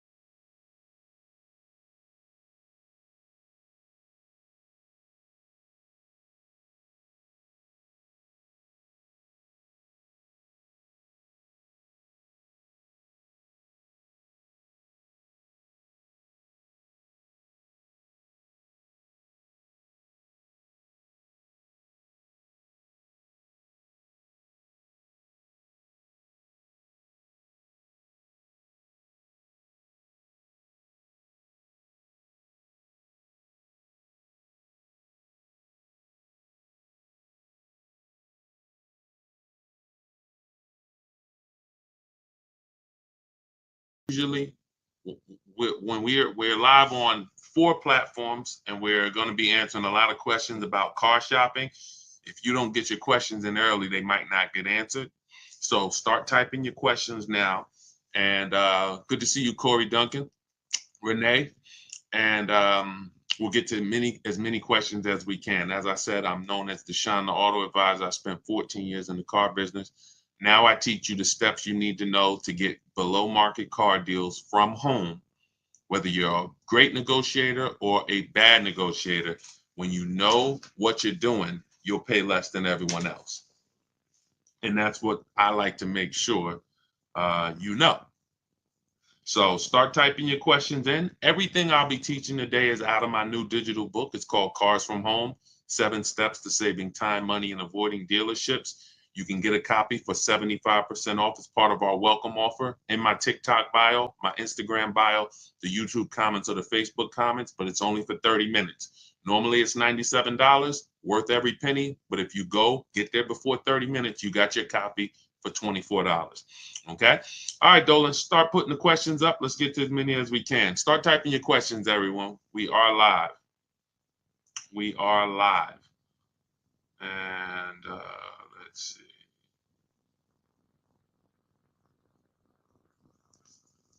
Go ahead, Dolan. We're ready for you. Okay, who would you recommend? Oh, that was the one I answered, manually before we came on. I see we got questions coming on Instagram. Yeah, we got a lot of questions coming in. So let's go. We did that one already, Dolan. I didn't really, I answered it, but I didn't answer it, I didn't, I called it out. What's the process of purchasing a car in the name of your business? Well, the biggest thing to understand is that nothing changes except who you're going to put the whose name is the car going in. That's the big thing. Whenever you're buying a car, leasing a car in the business name, you still got to shop. You still got to get the best deal. You still got to make sure you're not overpaying for your financing. You still got to make sure that you're getting the most money for your old car, not your trade. We don't trade. We like to sell these cars. So all of this stays the same. The only thing that changes is when it's time to buy the car, you ask, when they ask whose name is the vehicle going in, it's going in a business name. Depending on the type of deal, you might need commercial insurance, depending on what type of vehicle you're getting. But other than that, the process of getting a great deal in your business name, 95% of it is the same as getting a great deal in your personal name. Shopping multiple offers. Don't make a decision until you see at least 5 offers. You see a $5,000 price difference between the best offer and the lowest offer. You pick the best offer, you get out of the market. None of that's going to change, regardless of whether it's in your personal name or the business name. Okay, go ahead, Dolan. Now, there are people trying to teach you how to buy cars in your business name without personal guarantees and all of that. I don't teach that. But yeah, everything else is the same. People are overpaying like crazy buying cars in their business name. When is the best time to purchase a new vehicle? So there's no best time. It's a lie. It's marketing. And if you think about it, car dealers they've gotten us to do things that benefit them, regardless. Come into the showroom at the end of the month.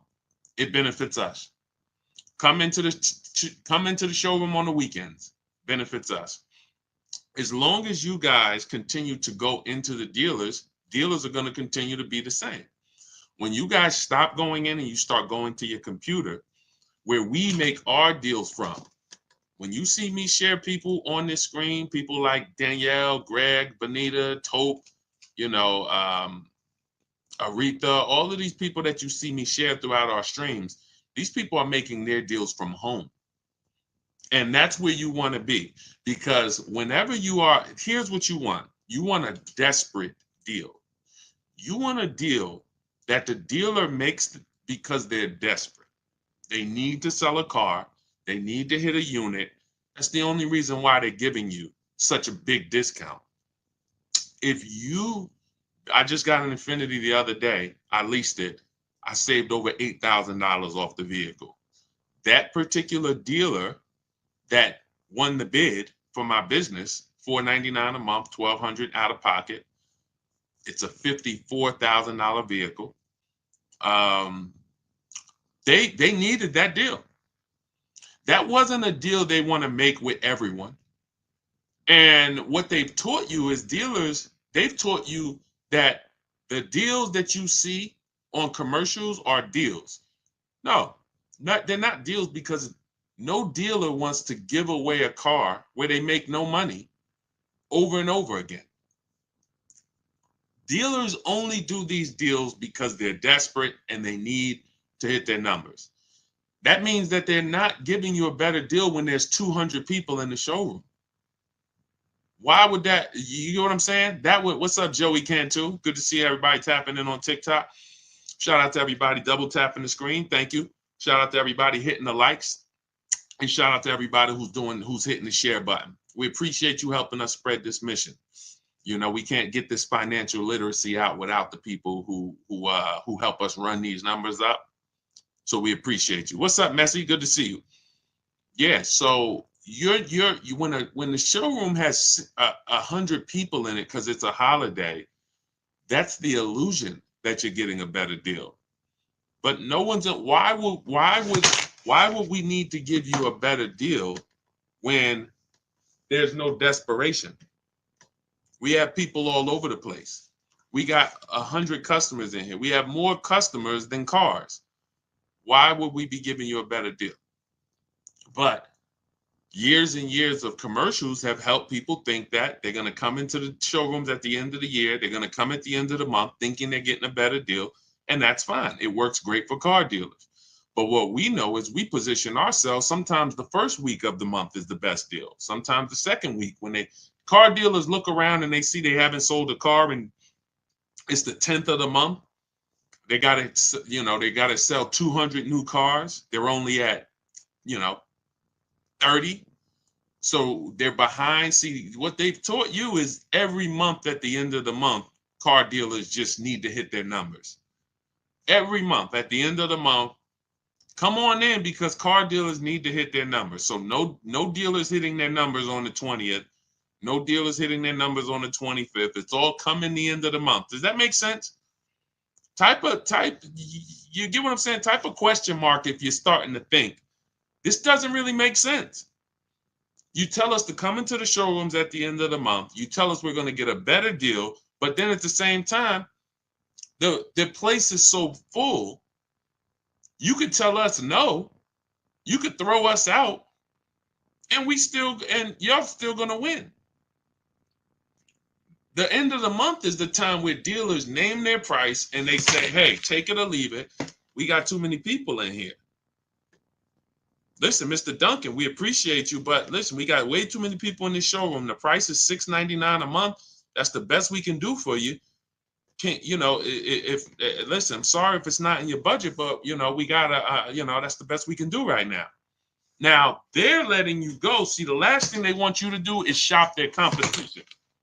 They don't want you to shop their competition. So they're going to let you go knowing that you're not going to go shop. And that's how people just end up saying, well, I guess I'll just take whatever they're offering. There's no desperation. So that's why I want to, as we just pass through holidays and we're going into more holidays, I like to get that out the way. Let's get that out the way. Let's get the foolishness out the way about the end of the month, better deals. And you can explain this to people from now on. Whenever somebody comes and tells you, hey, end of the month, you just ask them, how desperate are the car dealers at the end of the month? If they're not desperate, they're not going to make good deals. It's simple. So what you want to do is you want to be positioned. You want to be positioned, reach out to these dealers, let them know who you are, and you want to have 2 dates. 2 dates. Every time you buy a car, 2 very important dates. Soon as date, this is the soonest date you can make a deal. You should not be talking to dealers about prices until you can make a deal. Second date is the no later than date.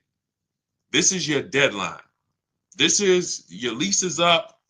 You've used your extension. This is you need a car. You got to get to work. You want to have those 2 dates. And you want to be shopping in between those dates. You want to be positioned in between those dates. That's why we reach out to dealers early. We're having conversations with them. If you have a lead, I always like to see you shop for at least 3 months. At least 3 months, because the offers are going to change every month. The used car prices are going to change, and you can monitor those deals. So I wouldn't say there's a best time to purchase a car, but there's certainly a worst time. And I think the worst time is when you need it and you're desperate in the dealership and you're there when they told you to come. That's just my opinion. I have never, because you can't get anything done from inside the dealership. You just can't. Can you get offers from competitors from inside the dealership? Can you get offers for your trade-in from inside the dealership? Can you get offers for your loan from inside the dealership? No. That's why it's the worst place to be. Just talk to these dealers online, let them know what you're looking for, and then work your deals that way. You could do it my way, you could do it your way. But stop going into these dealers talking these numbers because you just have no control there. Okay? But don't fall for the crap. It's marketing. It works. It works. Come on, Dolan. Let's go to let's get some more in. Keep typing your questions, y'all. Let's see how many we can get to. Is the Jeep Grand Wagoner a good buy? I would type that into Google. Any vehicle you wanna buy, type it into Google. Type in 2024 Jeep Grand Wagoner Wagoneer initial quality. You should do this for every single vehicle that you're going to get. Type in Jeep Grand Wagoneer initial quality. Type in Jeep Grand Wagoneer reliability. Skim those articles. If you see anything that says less than average reliability, that's a red flag. You know, anytime you see things where people are complaining, this is initial quality tells you what people are saying the first 90 days. Reliability tells you what people are saying the first 3 years. That's what you want to know. For those of you who are buying new cars or leasing new cars, you want to be checking initial quality and reliability. For those of you who are buying used cars that you plan to keep for 8 to 10 years or longer, you want to be searching longevity. Longevity. 2018 Kia Optima longevity. Always put the specific year. And this 5 minutes is going to save you from having a vehicle that's in the shop every 90 days because you didn't check to make sure that it was a good vehicle. I'm not talking about making sure you get a good used vehicle. Some of you know, if you're not new to the stream, when we get a used vehicle, we always make sure we're getting a good title, good service records, great service records, good accident history. But we're not, but that doesn't determine if the vehicle has something we call bad DNA.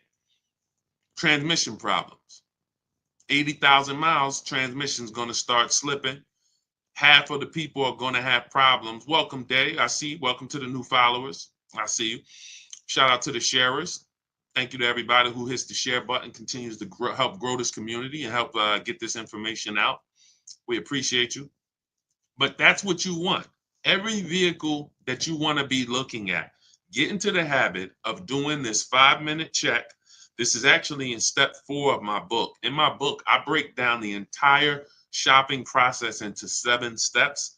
And that's for new cars, used cars, leases. It's 7 steps. And step 4 is a step I call shopping, not buying. This is when we're deciding what we want. See, you have been taught you should just buy. You have mixed shopping with buying. You go in to shop, you end up buying. This is not strategy. You don't want to go in. Shopping is deciding what you want. You're about to make a 5-figure transaction. 5 figures. Every one of you, for the most part, some of you may be getting cars under 10 grand. Some of you may be getting cars over 100 grand. But for the most part, most of you are about to make a 5-figure decision. And you're not spending enough time shopping. You're not spending enough time deciding what you want, which is why I continually get these DMs. Deshone, I got a vehicle. I had it for a year. I want to get out of it. Well, no vehicle is made to be purchased and then replaced a year later without losing a lot of money, 20% minimum of what you paid. Get people who pay cash, they don't do this. So go ahead. I know I went off on a tangent there, but I think you got to go. You do those checks: longevity, initial quality, reliability. Each vehicle, type in the year, type in the make, type in the model. Initial quality is the 90 days. Reliability is the first 3 years. Longevity is going to tell us what's happening with that vehicle in the long term. Transmission, engine issues, things of that nature. Okay? Get in the habit of spending that 7 or 8 minutes to check those things, and you don't have to ask people about their opinions on cars because we just don't have enough information. 60 million cars are sold a year. It's probably 100,000 Jeep Wagoneers out there. There's just not enough. No person has enough information to tell you whether that's a good vehicle or not. Okay, but Google definitely does. Go ahead, Dolan. All right, keep typing your questions, everybody. Good to see you, Paul. Good to see you, Lily. Good to see you, B. Haynes. Is it better to lease first and buy out? We never want to buy out our leases because the benefits of leasing are clear. Low payment, cents on the dollar. Let me show you what that looks like. So you look at Raphael. Raphael's driving a $46,000 Jeep Grand Cherokee. She's paying $549 a month, no money down. That means that's an incredibly low lease deal. It's a 1.19% lease. Some of you who lease may be familiar with the 1% rule. If your monthly payment is 1% of the MSRP or less, it's a steal. Incredible value. You're driving an expensive car for cents on the dollar. You look at somebody like India. India got a Hyundai. You guys can't see this on TikTok, but if you're on Facebook or YouTube or Instagram, you can see this. India got a 2024. She didn't like the lease program on the Corolla. She got a 2024 Hyundai Elantra, 36 months, $365 a month, no money down. That's an Elantra Limited. So it has all the nice features in it. It's not the base model. $365 a month, no money down. Some of you, you're better getting your child this instead of getting them a used car. You should be leasing them a car. But these are the benefits of leasing. Ansley, $58,000 vehicle, 2024. He's paying $554 a month, first payment down only. This is actually the same vehicle I got. I got a $54,000 one, $499 a month with $1,200 out of pocket. Infiniti QX60 Lux. I got the Pure, $54,000. So these are leasing. You drive a brand new car, cents on the dollar. The same car, some of you know, every $5,000 on a car loan is about how much per month? Let's see, who's new here? See if we got any people here that know the rules of what we teach, because a lot of what we teach here is principles. We do teach a lot of principles. Who knows every $5,000 on a car loan is about how much per month? We just want to drive the point home that you should not be on the fence about leasing or buying. I'm going to tell you why. We have a rule. It's step 1 in my book. It's called the 8-year rule. It says very simply, if you're not keeping your car, the next car you're shopping for, if you're not keeping it 8 years, you should be shopping for a below market lease. Thank you, Julie. $100. Thanks, Patricia. $90 to $100. Yes, MBG, $100. So when we say, see, part of the reason why people haven't learned about leasing yet is because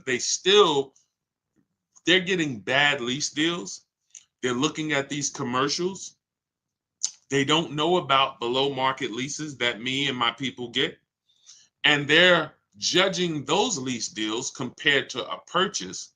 And that's why they're not leasing. So when you look at somebody like Ansley, this $58,000 vehicle, he's leasing it for $554. To purchase this same vehicle on a 5-year loan, he would need, thanks, Lori, I appreciate it. On a 5-year loan with no money down, he's looking at about an $1,100 payment or $1,200 on a 5-year loan. $58,000 vehicle, $1,200 a month all day long. We're not even factoring in tax, but you know, he could have got a discount. Let's just say that's an $1,100 to $1,200 payment. There are people driving the same vehicle, no money down, $58,000 cars, they're paying $1,100 a month. Maybe they took a 6-year loan, or God forbid, a 7-year loan, because that's what people who can't afford they can't afford some of these monthly payments for these cars they're buying, and they just take the loan longer. Just give me a 7-year loan. Give me an 8-year loan. Some of you might not even know how long the loan is. That is a problem. That is a problem. Because what they're trying to get you to do is make bad decisions based on affordability. I see you. Thank you for double tapping the screen. Every time you hear something you like on TikTok, just double tap and y'all continue to see those likes go up. And TikTok lets everyone on TikTok know we're talking serious business over here, brings more people over. So thank you to everybody who's double tapping that screen. We appreciate you. But this is not even close. Leasing versus purchasing is not even close. Look at India's deal again. This Hyundai Sonata Limited. If that's a $30,000 vehicle, close to, let's say it's a $28,000 vehicle, that's a $500, almost $600 a month payment for 5 years. So when she's paying $349 a month, these are real differences. Real differences. So that's why we don't go. And now, again, to wrap up the answer to your question, see, you'd have to be switching. See, leasing is so good. You'd have to be switching your entire ownership philosophy to stop leasing and to buy out your lease, which is buying a used car. That's all you're doing. Whenever you lease, you're buying a used car. The only difference is it's your car. It's no different. When people would come into the store, when I worked at Mercedes, they would buy their lease out, or General Motors. They buy their lease out, and then we put the new plate on for them. They're not even excited. They just signed up for a 5 or 6 year deal, 5 or 6 year loan on a car they've already had for 3 years. They've already been paying on it for 3 years, and now they're signing up for another 5 or 6 year loan.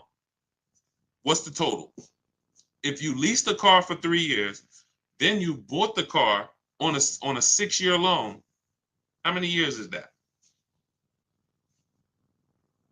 This is why this doesn't make sense. You leased it for 3, and plenty of people around the country are doing this. They lease their cars for 3. We never do 4 year loans, 4 year leases. Never take a 4 year lease. You're paying too much for a vehicle you're giving back. But once you lease it, you go and you buy that vehicle. You just went from driving a brand new vehicle, cents on the dollar, like Jen, like Rosalie, like Zafrina, like Teddy, all of these people who are driving brand new vehicles, but they're not keeping them 8 years. So they're not tying up their money in them. They're not tying up their money in them. You go from driving brand new vehicles, paying cents on the dollar, to buying a used car. It's a different philosophy. That's why it's about, what are your reasons for buying your lease out? What I see is people just don't want to shop. People say, oh, my lease is up in 2 months. I'm just gonna buy it out because I don't feel like doing the whole dealership thing. That's not a reason. That's not a good reason to make a bad financial decision. I'm going to buy, and some of you buying your leases out, you're not even checking to see if this is a good price. People are paying $20,000 to buy their lease out for a vehicle that they could find that same vehicle for $18,000. Or they're going over their lease mileage and then buying the vehicle out because they went over their lease mileage. These are all incorrect things. Choose your mileage wisely. Don't buy the lease. When your lease is up, you go get another lease. Oh, people say, Deshone, what do I do when it's up? You go get another one. I go drive a brand new Infiniti for 3 years. Perfect. That's up. I'm going to go drive something else for 3 years. And that's what I'm going to do. I'm driving brand new vehicles. They're always under warranty. I'm paying super low payments. I get to keep lots of cash flow in my house because my car payments are low. We've never had a $700,000, $800,000, $900,000 car payment. In fact, before this one with the Infiniti we didn't even have a $400 car payment. These are the first payments we have that are in the fours, and they're for 50-something $1,000 vehicles. It's just not even. Any questions you guys have about leasing, feel free to ask. That is certainly half the battle. Besides you not knowing how to shop dealers and put them against each other, the leasing versus buying is losing you thousands of dollars. Every time you purchase, but you should have leased, you lost thousands of dollars. $5,000 to $7,000 each car, maybe more, because you just can't put a price on. Zafrina here, $65,000 vehicle, she's paying $579 a month. Incredible lease deal that she got using our system. So if you want to know, obviously, hey, Deshone, I need to know about leasing, and then I need to know, how do I get these deals? Deshone, I'm not leasing, I'm purchasing, but how do I make sure I save all the money off of these cars? That's all in my new digital book. We used it. This is everything we talk about here. You want to learn to put dealers against each other. Stop negotiating with dealers, start making them bid, because every dealer has a different price. Remember this. It's like when you walk into a supermarket, if you see spaghetti sauce on sale, $3.99. You walk into another supermarket, the exact same spaghetti sauce is not on sale, it's $6.99. And then you walk into another supermarket and you see another sale, the exact same spaghetti sauce is $1.99. How is that possible? Retailers are selling for a different price. Same thing with cars.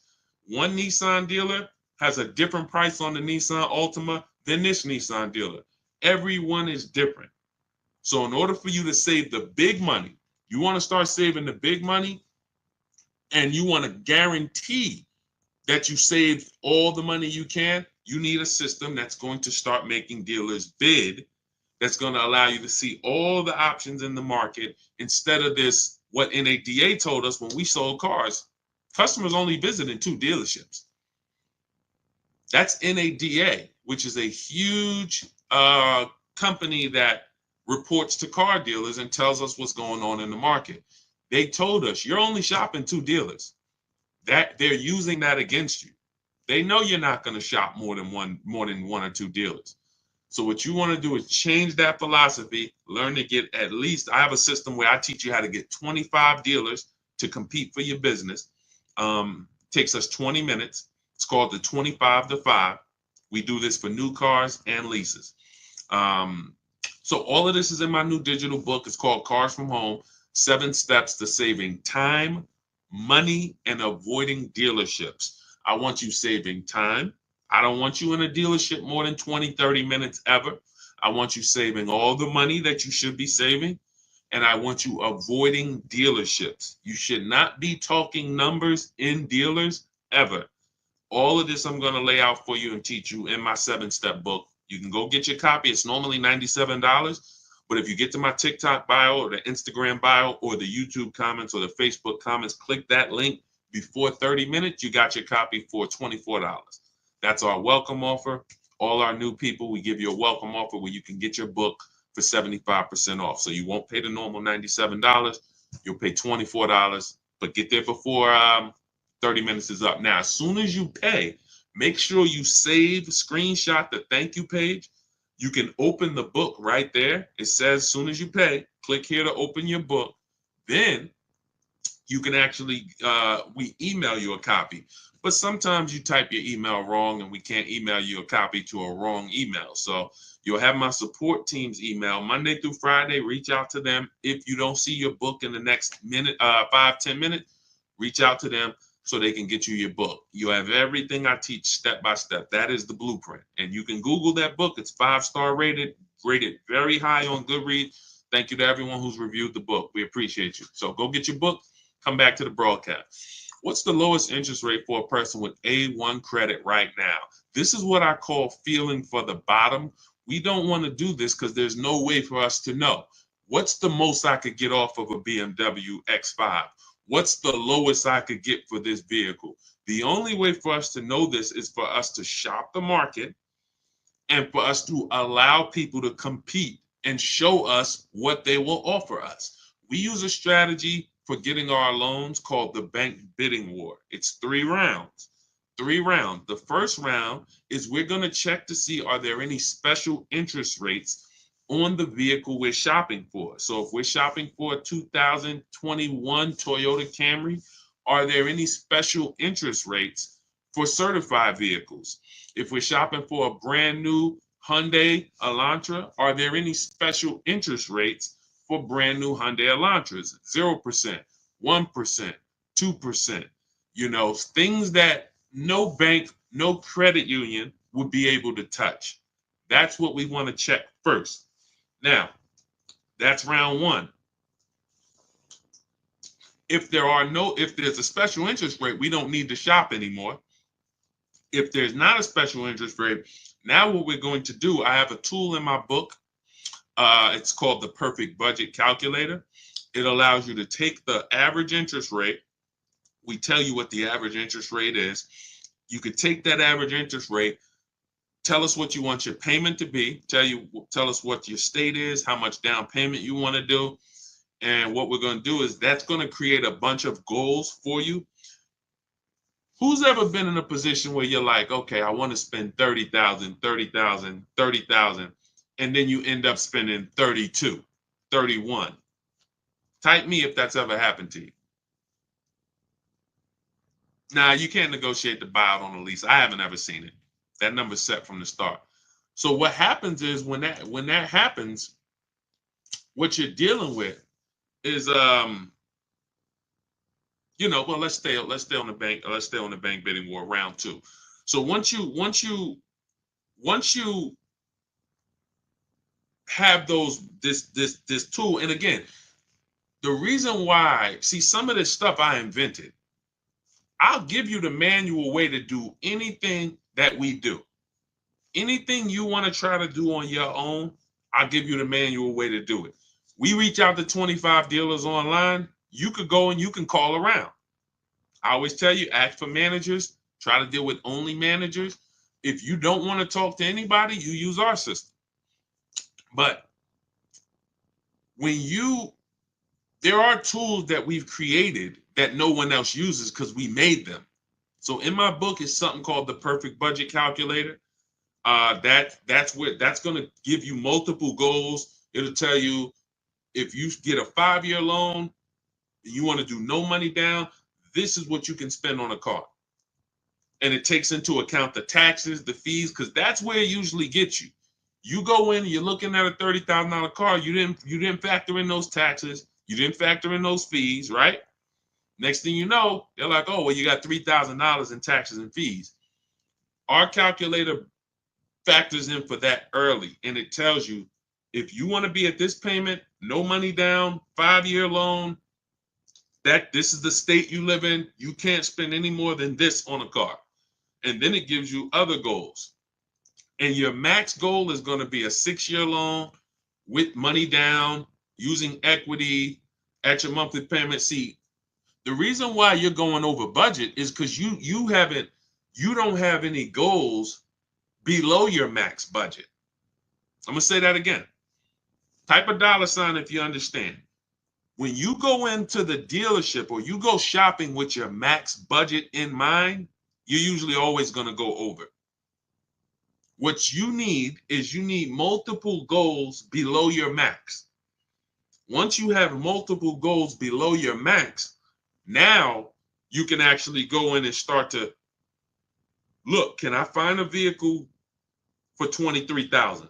Nope, I can't. All right, then I got to go up. Can I find something for $27,000? Nope, I can't. $28,000. Now your max budget might be $31,200, but we're not going there yet. And that's how you want to raise your budget. You never want a car salesman raising your budget for you. You want to raise your own budget. And in order for you to do that, you have had to set it. So I created it's called the Perfect Budget Calculator for those of you who are buying, purchasing cars. You plug that in, it's going to be your best friend. Now I have lease calculators and calculators we use for leases, calculators we use for used cars. But this is the stuff that when I say I want this book to be the most valuable book you own, top 3 most valuable books you own, I mean it. Those calculators alone are worth the price of admission to get your book. Okay, but we always, so once you find your vehicle, now we remember this. Never let anyone access your credit with a hard pull before you find your car. Welcome, Ray-Bans. Welcome, Janet. I shout out to the new followers. Thanks, Lori. Never let anybody run your credit with a hard pull before you have found your car. Once your credit is accessed with a hard pull, there's something called the rate window. The credit bureaus allow you to shop competitors. You can call, once you make your deal, you can call Bank of America and say, hey, give me an offer. Navy Federal, give me an offer. Chase, give me an offer. TD, give me an offer. You can let all these people run your credit. And at the end of the rate window period, it takes us 2 days to do it. it's going to have the same effect on your credit score as one hard inquiry. So when you go out and you find your car, you make your best deal, don't take the car. Don't say, oh, you want to take it today? No, there's a couple reasons you don't want to do that. First of all, especially if you have marginal credit. Sometimes the loan doesn't get funded. You got to bring the car back. But the real reason is if you're getting a loan, you want time to come home and shop your interest rates. That's the real reason. Put the car on hold. If you're not home already, you want to be home shopping interest rates. Or you're just going to buy the car and you'll always wonder, could I have gotten a better interest rate? It never goes away.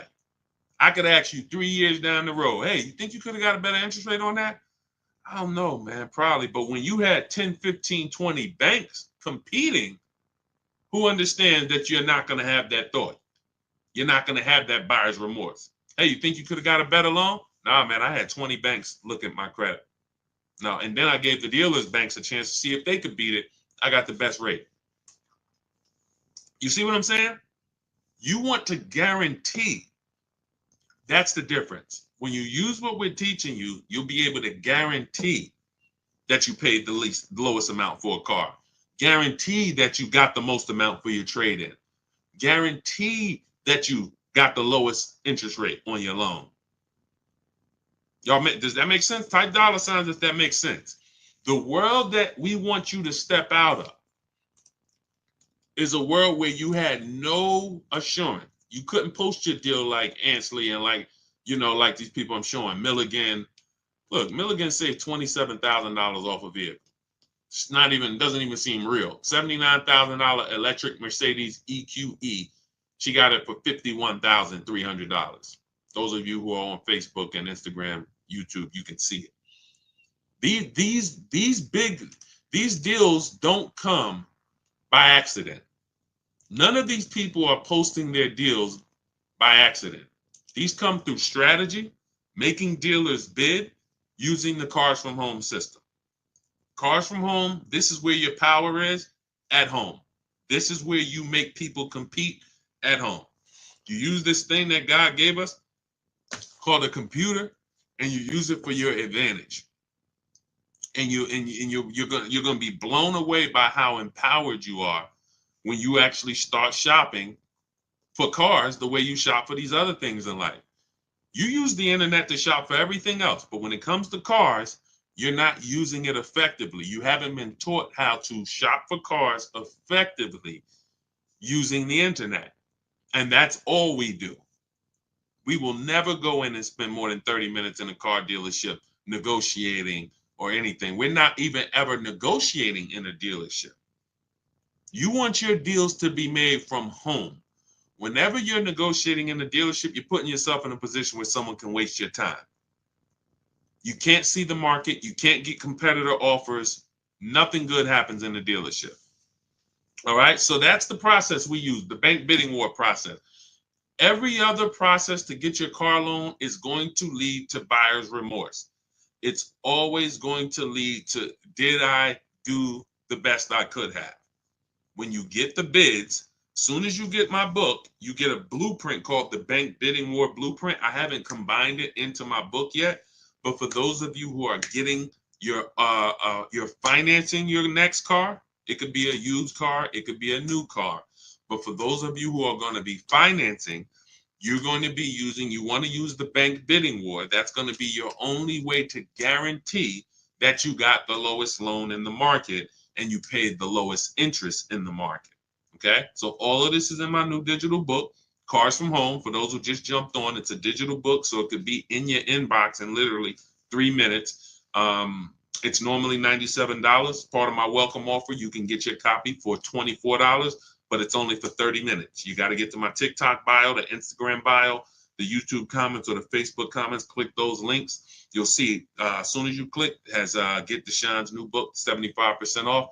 As long as that timer hasn't hit 0, you got yours for $24. Once the 30-minute timer hits 0, the price does go back up to $97. And it's worth every penny. You can Google the book. You can read about it on Goodreads. You can see all the people who've reviewed it. But as part of my welcome offer, I would like you to, $24 is better than 97. So go grab your book, come back to the broadcast. As soon as you get your book, make sure you screenshot the thank you page. That has my support team's email. Some of you, you're typing very fast. You don't realize you type your email wrong. We can't email your book to an incorrect email. So Monday through Friday, you can always reach out to my support team if the book is not there in the next 5 to 10 minutes, and they'll get you your book. Make sure you check your spam too. Sometimes it does go to spam. And lastly, for those of you who want to work directly with me, if you qualify, we have a button that you can press in those links that says Shop with Deshone, and you can see if you qualify to shop for us to shop together. I've been shopping with people all around the country since 2021. So you can go to those same links. You see me sharing a lot. You see me sharing a lot of people in my Facebook group. It's the same system. It's just everyone learns different. Some people like a do-it-yourself system. Give me the do-it-yourself, Deshone. I'm going to follow the blueprint. That's my book. Some people like a done-with-you solution. You want a group of people. We have 2,000 people that came before you, 1,500, 1,600 people in our Facebook group, coaching by me. If you want to learn that way, videos instead of the book, you'll be able to watch 3 to 5 minute videos that I made. You can click that button that says Shop with Deshone. But again, everyone won't qualify for that program. But I don't care how you get it, just get it. I don't care how you pay less than everyone for cars, just pay less than everyone for cars. That's all that matters to me. That's why we make the information. We put it everywhere. Get in where you fit it. Go ahead, Dolan.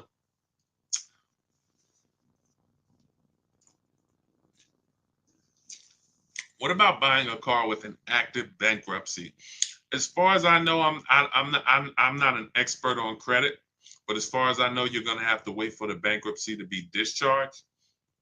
And once you're cleared to go buy something, I've seen more people end up at a 700 credit score after less than a year out of a bankruptcy. I've seen a lot of people get to work. You should follow somebody by the name of Shonda Martin. Shonda, Shonda Martin. Her pages are Road to 750 Plus. She's all over YouTube, Facebook, Instagram, TikTok. Road to 750 Plus. And what she does is she gives these insiders. She's just like me, except with credit, because she has the tools you'll need to get yourself to a great credit score fresh out of this bankruptcy. But I have seen people who came out of bankruptcy and they had a 700 score like within a year. If you're doing the right things, you can literally rebuild your score to a 700 very quickly. But I wouldn't know how to. If you didn't need a car before then, I would hold off. I would get an inexpensive car. Excuse me. I try to find something on Facebook Marketplace, $1,500 to $2,500 until I could get my credit to where. See, if you don't have the credit right now, most people are going out to flex, and they shouldn't be going out to flex. They should be setting themselves up. In my book, I teach a strategy for you. Got to know, are you keeping your car long term or not? If I'm keeping my car 8 to 10 years, but I have bad credit, that's not a hard fix. I got to get a great price on the car, and then I'm going to refinance the loan. Now that's easier said than done. That's why we have a book about it. You have to get a great price on the car, because oftentimes people with bad credit, they're taxing you on the car and the loan. You're overpaying for the car and the loan. And so, if you're there's nothing wrong with overpaying for the loan because you don't have good credit, but you need to get a great price on the car. And I know you may have not been taught to separate these things. Another thing we do with the Cars from Home system that we teach is we separate our transaction.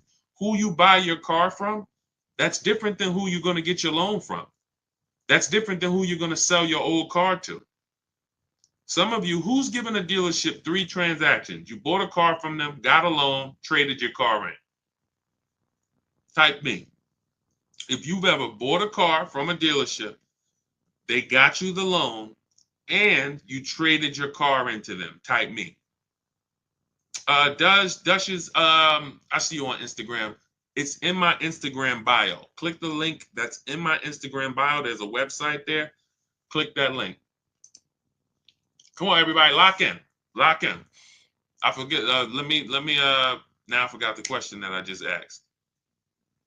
See, sometimes I get to read in comments and then I forget the questions that I asked. What's up, Hi Taylor?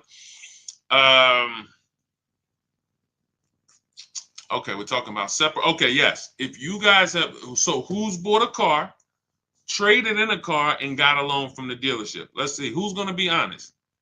Sometimes people don't like to be honest because they think we're going to talk about them here. But we're using you for a real example. If you're here, you could deal with the bad news because that's what I am first. Nobody's going to get to the good news coming through this page without getting the bad news first. That's just what we do here. I got to tell you the mistakes you've been making, not shopping around. I got to tell you the mistakes you've been making, not leasing, not separating your loan, not separating the loan from who you buy the car from.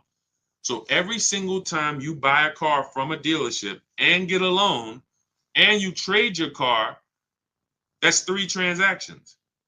That's 3 different transactions that you just did with that dealer. You bought a car from them. You got a loan from them. See, there's people in the loan business, they don't sell cars. Think about that. There are people that are in the loan business, they do not sell cars. All they do is sell money. They don't have a car to sell you. They just want to give you a loan. Don't you think you should give them an opportunity? Yes or yes? Come on, stay by your keyboards. I know the people that are getting the most out of what we do here because you're always the most active. Some of you can't always type, but some of you who are active, I know you get the most out of what we do here. So when you look at there's companies that only want to give you a loan. We need to get their offers. Now, the third transaction is for those of you who've traded in a car. You've traded in a car. We don't trade because when you trade, you can't get bids. We get bids. We don't trade cars. We like to get our car on the market, on the online market, see companies like CarMax, Driveway, Carvana, AutoNation, Car Guru. These companies will write a check for our car, cut us a check the same day. So those of you who are just going into the dealer saying, hey, what will you give me for my old car? You're losing thousands of dollars. You're not putting your car on the open market where the buyers are. This isn't private party sales. This isn't Facebook Marketplace.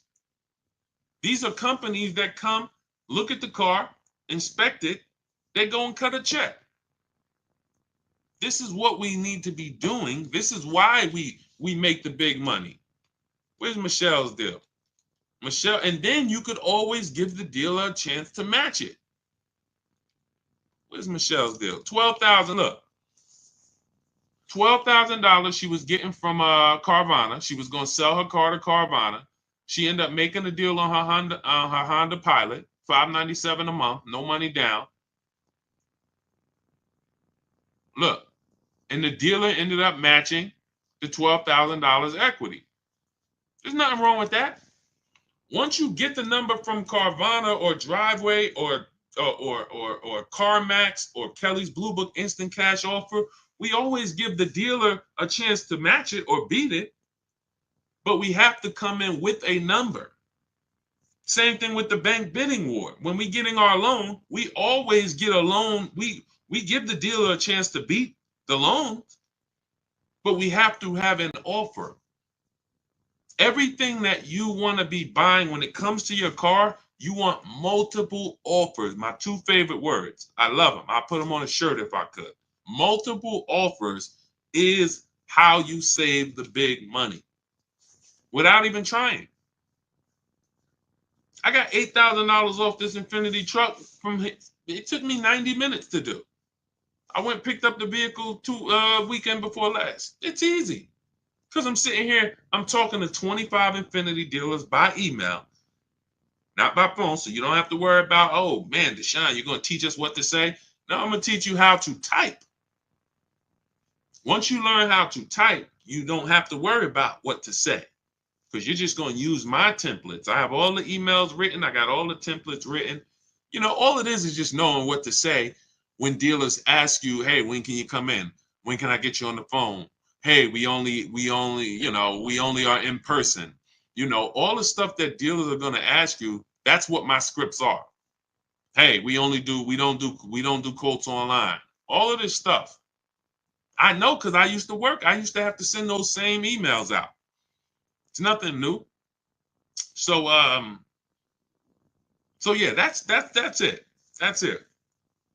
I would focus on, you know, getting your loan separate. I know I was talking about with bad credit. If I'm keeping a car long term, but I got a bad loan, that's a refinance issue.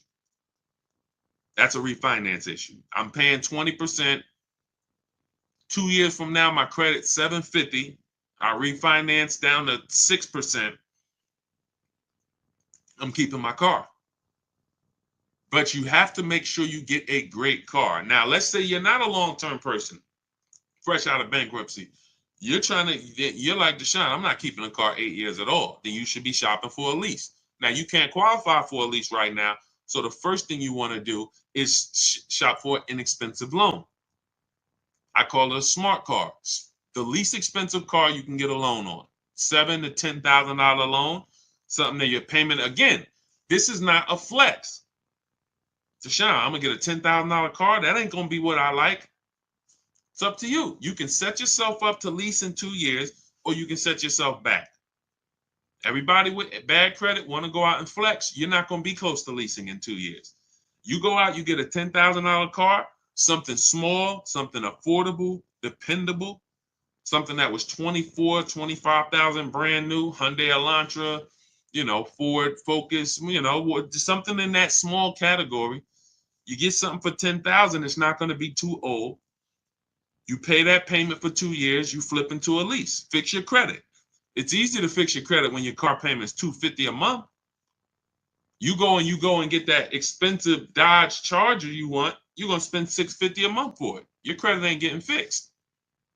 Same money that you could have been putting into fixing your credit is now going into your car and insurance. That's why if you can't get a lease, if you can't qualify for a lease, you should be getting an inexpensive car, $10,000 loan, get something small, dependable, build up a solid payment history for 2 years, and then you trading out of that into a lease. Don't need a car right now. Do you think interest rates will come down soon? You know, Juliana, it's no way for us to tell. That's why we just want to make sure we're shopping lots of banks, because we don't know what the bottom is when it comes to interest rates. So I of course I hope, but until I hope interest rates come down, but even when they do, we still need to be shopping. There's so many banks out here and credit unions. If a bank tells you your rate is 7.9%, what's to stop you? How do we know that that's a good rate? We don't. The only way we know it's a great rate is if we shop around, we get 5, 10, 15 offers for our rates. Now we know 7.9 was the best because everything else is higher. You see what I'm saying? That's the difference. Go ahead, Dolan. What's the highest doc fee you've seen? $8.99. It's a little obnoxious. Unfortunately, sometimes, you know, some of the dealers, if they win the bid, they might have a higher doc fee. But yeah, that's usually, and again, whether it's a used car or a new car, once they win the bid, if they're the best priced car, if they have the high doc fee, it doesn't matter. They're still the best. Okay, go ahead, Dolan.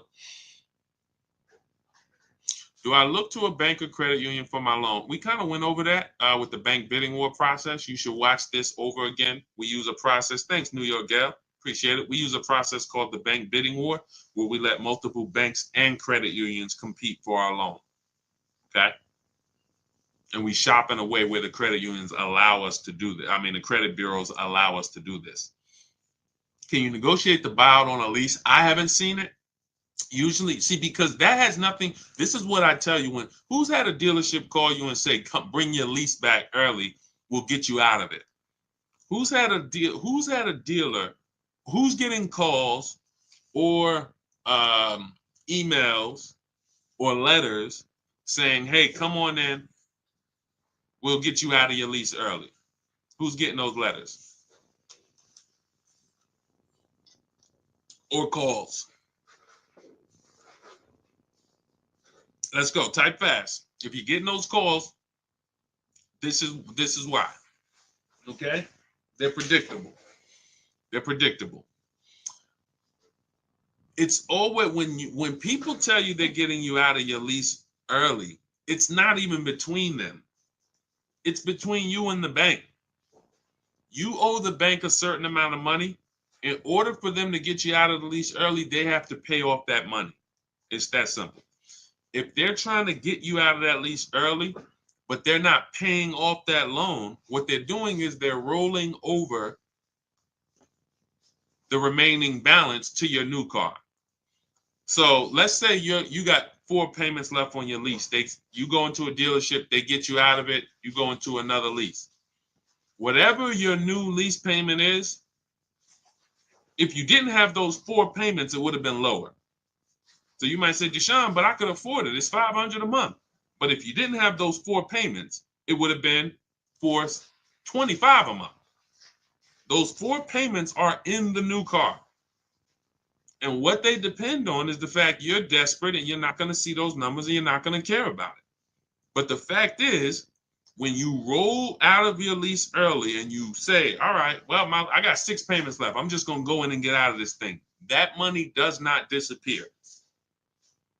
And the worst part about it is your next 3-year lease, you're actually you're paying for that old vehicle in the new one. So you're driving this new car around, but some of it is your old car that that balance, those 4 payments that you had to roll over. So that's why we're not big on getting out early unless it's a penalty we're trying to avoid. Then we'll consider getting out early. But that's between us and the bank. It's not the dealership. The dealership knows nothing about the car and it's the bank's car. That's why when they say, oh, we'll get you out, they're lying to you because it doesn't even belong to them. The car belongs to the bank. And most times, again, like I said, they just want you to come in, so they'll roll these over. That's why we do an equity assessment ourselves. Step 2 in my book. First step is we need to decide whether we're buying versus or leasing. That's the 8-year rule. It's very simple. Are you keeping the next car 8 to 10 years? Yes, you buy. No, Deshone, definitely not. Then we should be shopping for a lease. A below market lease, not a regular lease. So once you make that, second thing we do is equity assessment.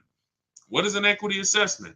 We need to find out the most money we can get for our current car or our current lease. Who didn't know you could sell a lease? Who didn't know you could sell a lease? We've been doing this for 3 years. Some of you have low mileage cars. You drive a very low mileage. You may have equity. $3,000, $4,000, $5,000. During the pandemic, we were helping people make $7,000 to $10,000 selling their leases. It was unbelievable. That's over. But there are still some people who have vehicles with high resale values and have vehicles with low miles that they're selling their leases. But this is what we do. We do an equity assessment ourselves. We don't let a dealer tell us anything. The dealer says my vehicle is worth this. No, we don't believe that. Like, what if they're lying? Oh, yeah, I didn't think about that. We do. So we need to verify what we can get. When you look and you do your own equity assessment, which I'll teach you how to do, takes 20 minutes. You get these 6 offers. You can see, wow, I see I could buy my lease for $20,000. Somebody wants to pay me $22,000. That means I could get out.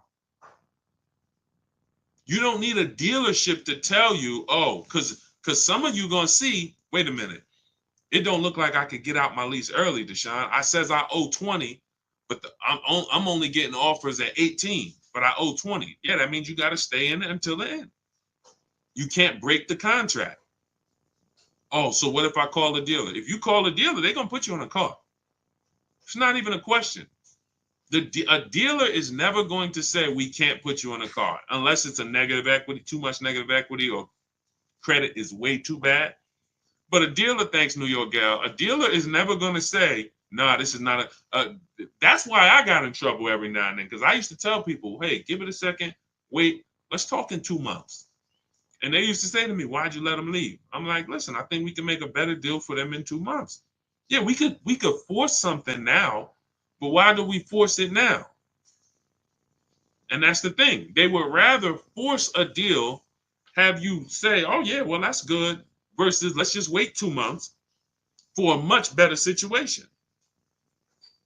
So these are the things when you're dealing with me, this is how we move. And anybody who knows me in New Jersey, they'll tell you this is the way I've been.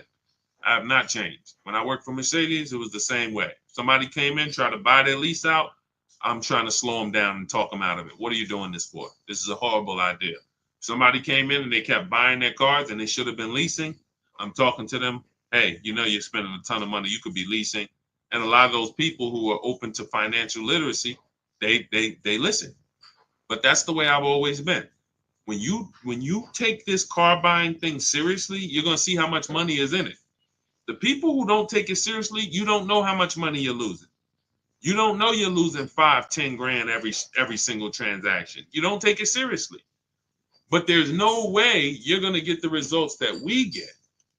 Danielle, Greg, 1% lease. Bonita, during the pandemic, $600 a month on a Kia Telluride. People was paying $800 a month for these during the pandemic. Look, $54,000 BMW 690. Sean's $20,000 discount off his F-150 Lightning. These are the things these things don't happen by accident. So those of you who are like, Deshone, I don't want to remember all of this. You went over a lot. I know I'm not going to remember all of this. Grab the book, grab your blueprint.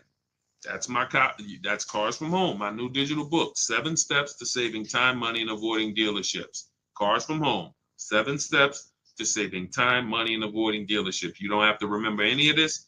You'll have everything in a step-by-step format.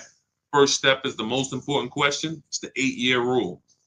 As soon as you open the book, the first thing you are trying to decide whenever you buy or lease a car is 8-year rule. Am I keeping it 8 years or not? If I'm not keeping it 8 years, I'm shopping for a lease. It's just too cheap. The prices of these leases that we are getting are too cheap. Nobody can compete with, no buyer can compete. I don't care if you buy used, I don't care if you buy new, you cannot compete with below market lease deals in the short term. In the 8 years, you'll win. Once you get to 8 years, yes, you won. You paid all of that money, paid off your car. Now the depreciation is cooled off, you won. But in the short term, the leasing person is always going to win. Always going to win. Ansley, $554 a month, $58,000 car. He's winning. A person who's purchasing this vehicle is spending $1,200, $1,100. Even if they bought a used one, they're still spending $800. You see what I'm saying? So step 1 is always the leasing versus buying question. Thanks, New York Gal. Appreciate you. Step 2, equity assessment. For those of you who have a vehicle that you'll be replacing or a lease that's gonna be expiring, we have to do an equity assessment on that. See how much money, can we pull any money out of it? Is there any equity? Then we move into deal-focused budgeting. How do we know a deal? How do we know a deal when it appears? Then we move into shopping, not buying. This is when we do our test drives. This is when we decide what we want. Many of you, you're not spending enough time deciding what you want. You're letting people rush you to make a $50,000 decision. This is not what we do. Step 5, we move into the market. We start getting offers. If you're buying a used car, I'm going to show you how to use my marketplace strategy, where you see the entire market within 100, 150 miles of you, and you're going to narrow it down based on title history, service records, accident history. I'm going to show you how to get the original price of the car, We do that in a couple different ways. You need the original price so you can see what's in the car, and so you can see how much discount you're getting off the original price. This is our used car strategy. That's all in there step by step. Step 6 is paperwork. Step 7 is delivery. By the time you get to step 7 in my book, I'm congratulating you on delivery. Either they're delivering the car to you or you're about to go pick it up. That's how it is. And it's in there for leasing, purchasing, new cars, used cars, high mileage drivers. It's all in there. And you can get your copy. It's normally $97. You can get your copy for $24 as part of my welcome offer, but it's only for 30 minutes. So you can go to my TikTok bio, my Instagram bio, the YouTube comments, or the Facebook comments. I have a link there for you. Click that to activate your 75% off. And then you'll see a button that says click the book. As long as you get there before the 30 minutes, you got your copy for $24. Okay, make sure as soon as you get your book, please screenshot the thank you page so you have my support team's email. Check your junk, check your spam. If your book is not there in 5 to 10 minutes, connect with my support team Monday through Friday. They'll make sure that you get your book. And lastly, for those of you who want to shop together, you want to consider, if you want to see if you qualify for us to shop together, there's a button there for you guys too. I have been shopping with people all around the country since 2021 for the last 3 years. This is where instead of reading, you guys have access. You'll have access to videos. You have access to coaching calls with me twice a month, our private Facebook group. However you decide you want to learn, doesn't matter to me. I just want to make sure you pay less than everyone else for cars. So watch the free streams, watch the free videos, get the blueprint, join the course. It doesn't matter. Just make sure you are applying what you are learning so that when you get your cars, you're proud to send me the deals. I want you to feel proud sending me the numbers. And the only way you're going to do that is to shop the market. Okay? Confidence comes from shopping the market. Every single car you're getting, you should be getting at least 5 to 7 offers minimum. Okay? And that's what we want you to do. That's how you save the big money. My Dukes, the book is in the TikTok bio. Just click the picture of me. Go to my TikTok bio. You'll see a website there. That's where you'll get your 75% off at. Okay? Eliza, welcome. Welcome to the new followers. Thank you, everybody, for tapping in. We will be back for another stream.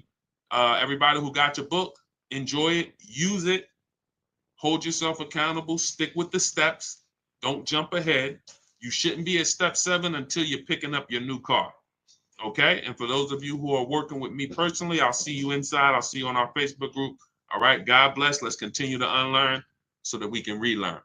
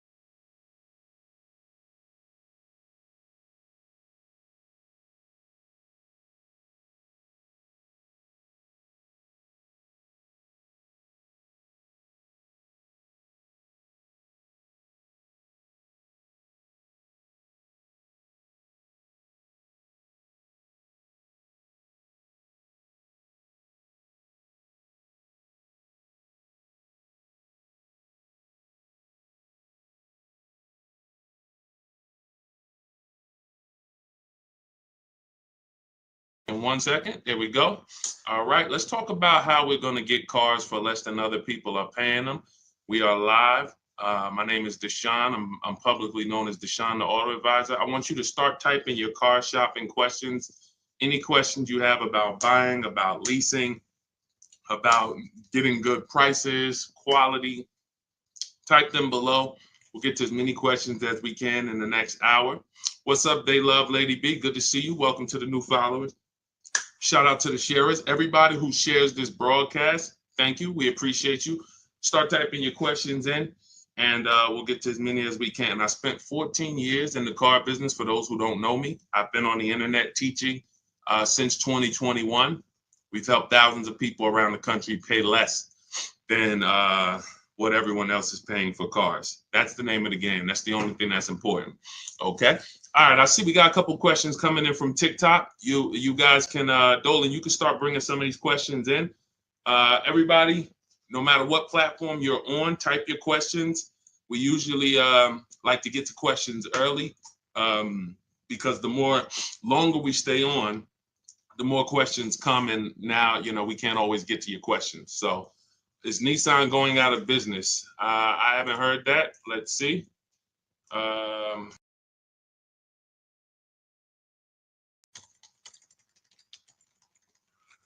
see it's a popular question online. So in dire straits, but could Honda save the day?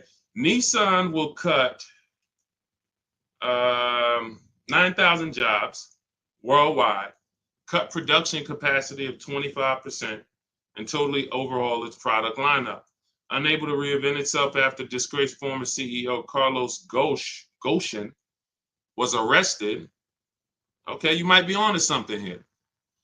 Nissan has just announced, November 2018, announced that its profits this year will be 70% lower than expected and suffered a $60 million loss last quarter. We'll see. In addition to slashing jobs, cutting production, y'all got to get out there and buy some Nissans. But listen, it takes a lot for a manufacturer to go under. A lot of the times what they're doing is they're overproducing cars. They're just making way too many cars for the amount of sales they have, and then they end up having to subsidize and give them away, rebates, incentives, low interest financing, and they end up, I guess, netting a loss when they do this stuff. So, they're going to go down. Remember the days, who remembers you used to walk into a car dealership, it was 200 cars in the back. When I worked at Mercedes, we literally, almost every deal I worked at, whether it was GM, or whether even the Lexus deal, I worked at a Lexus dealer for a couple months, and it just always had like 200 cars. Who remembers that? I don't go into dealerships to buy cars now, so I don't know what their inventory looks like. But this is more reason why you guys need to learn how to negotiate from home and start to put dealers against each other, because they are going to use this against you. When you walk into that dealership, they're going to use the fact that production is low. That's why when we're home, we're talking to 25 dealers. It doesn't matter what one dealer says.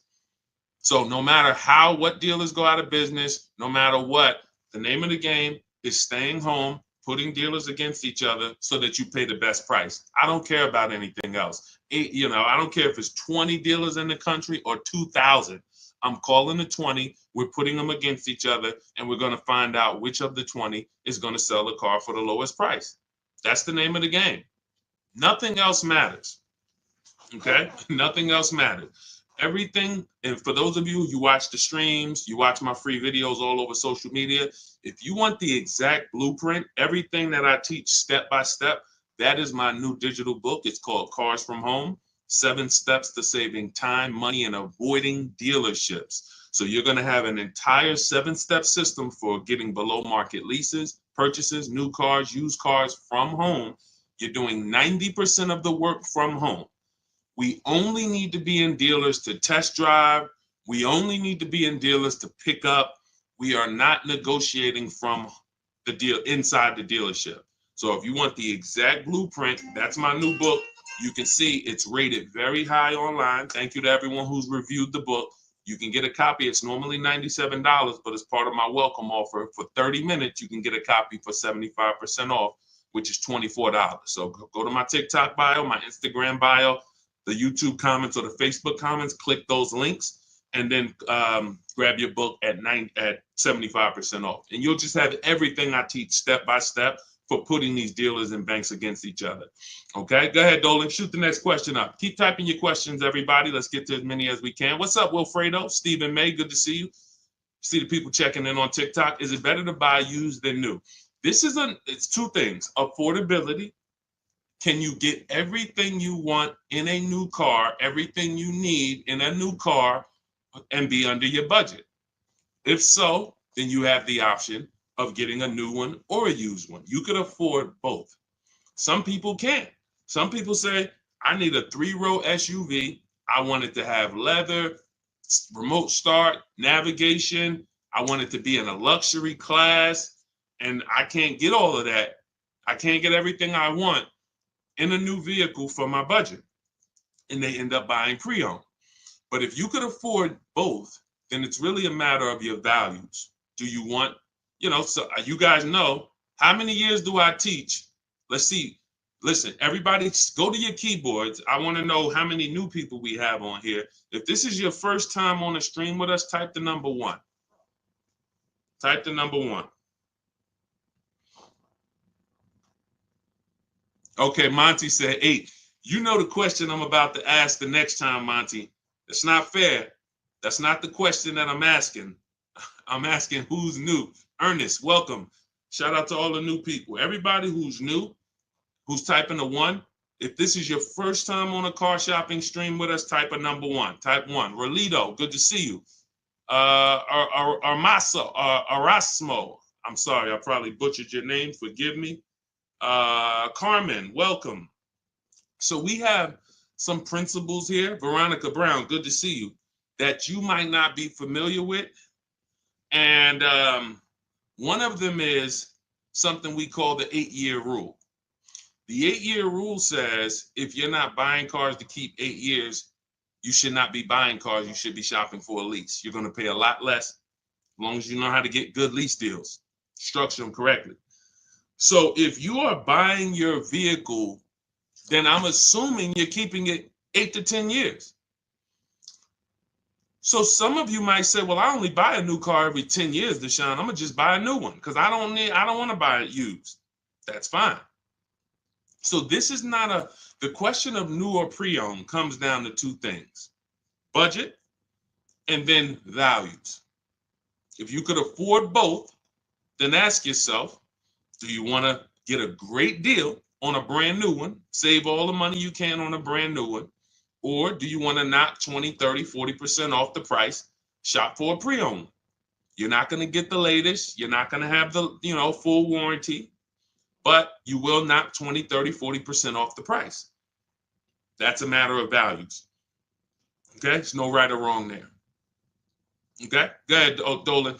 Let's go, everybody. Keep typing your questions. This is Car Shopping Questions and Answers. I'm your host. I'm known as Deshone, the Auto Advisor. I spent 14 years in the car business, and for the last 3-4 years, I've been online teaching people how to pay less than everyone else for cars, new cars, used cars, and leases. And we do 90% to sometimes 100% of our deals from home. That's why our entire system is called Cars from Home. All right, bad credit. Can I still get a car? I have a full-time job. It's my student loans messing me up. Sure. You just need, so first thing you want to do is separate your transactions. What does that mean? Anytime you buy a car from a dealership, you've done business with them. That's a transaction. Anytime you get a loan from a dealership, that's a transaction. And anytime you sell your old vehicle back to them, you call that trading, but you're actually selling the vehicle back to them. That's a transaction. So in order for you to get a great deal, the first thing you're going to have to do is start separating the parts of your transaction. So we separate those 3. Who we buy our car from is different than who we get our loan from. That's different than who we sell our car to. Because if you trade your car into a dealership, they give you $10,000. But you could have sold it to Driveway for $12,000, then you lost. Is that a loss? Can we all agree? Can we all agree before we move forward? This person's asking, they said they have bad credit. They want to know if they can get a job. If you could have sold your car to a buyer like Driveway for $12,000, but yet you took, lock in, y'all. Come on, y'all know the people who get the most out of what we do here are on their keyboard. They're not eating cereal and watching a bunch of stuff while they're trying to listen to me in the background. You're not going to save thousands of dollars on cars being distracted. So when you going back to the separating of the transactions, if you don't separate your transactions, you can't make sure you got a great deal on each one of them. Hit the like button if y'all understand that. You need to get a great deal on your old car. That means whoever, if there's buyers out there, you need to get the most money for your old car. If you don't get the most money for your old car, you didn't get a great deal because you left some money on the table. If you could have got a 4% interest rate or a 5% interest rate, but you're paying a 6% interest rate or an 8% interest rate, you didn't get a great deal. Hit the like button if y'all understand that. This is okay, I got a great deal on this Honda that I bought. The dealer took off a bunch of money. It was the best offer, but on my loan, I should be paying 5%, but I'm paying 7.9% because I didn't shop around for my loan.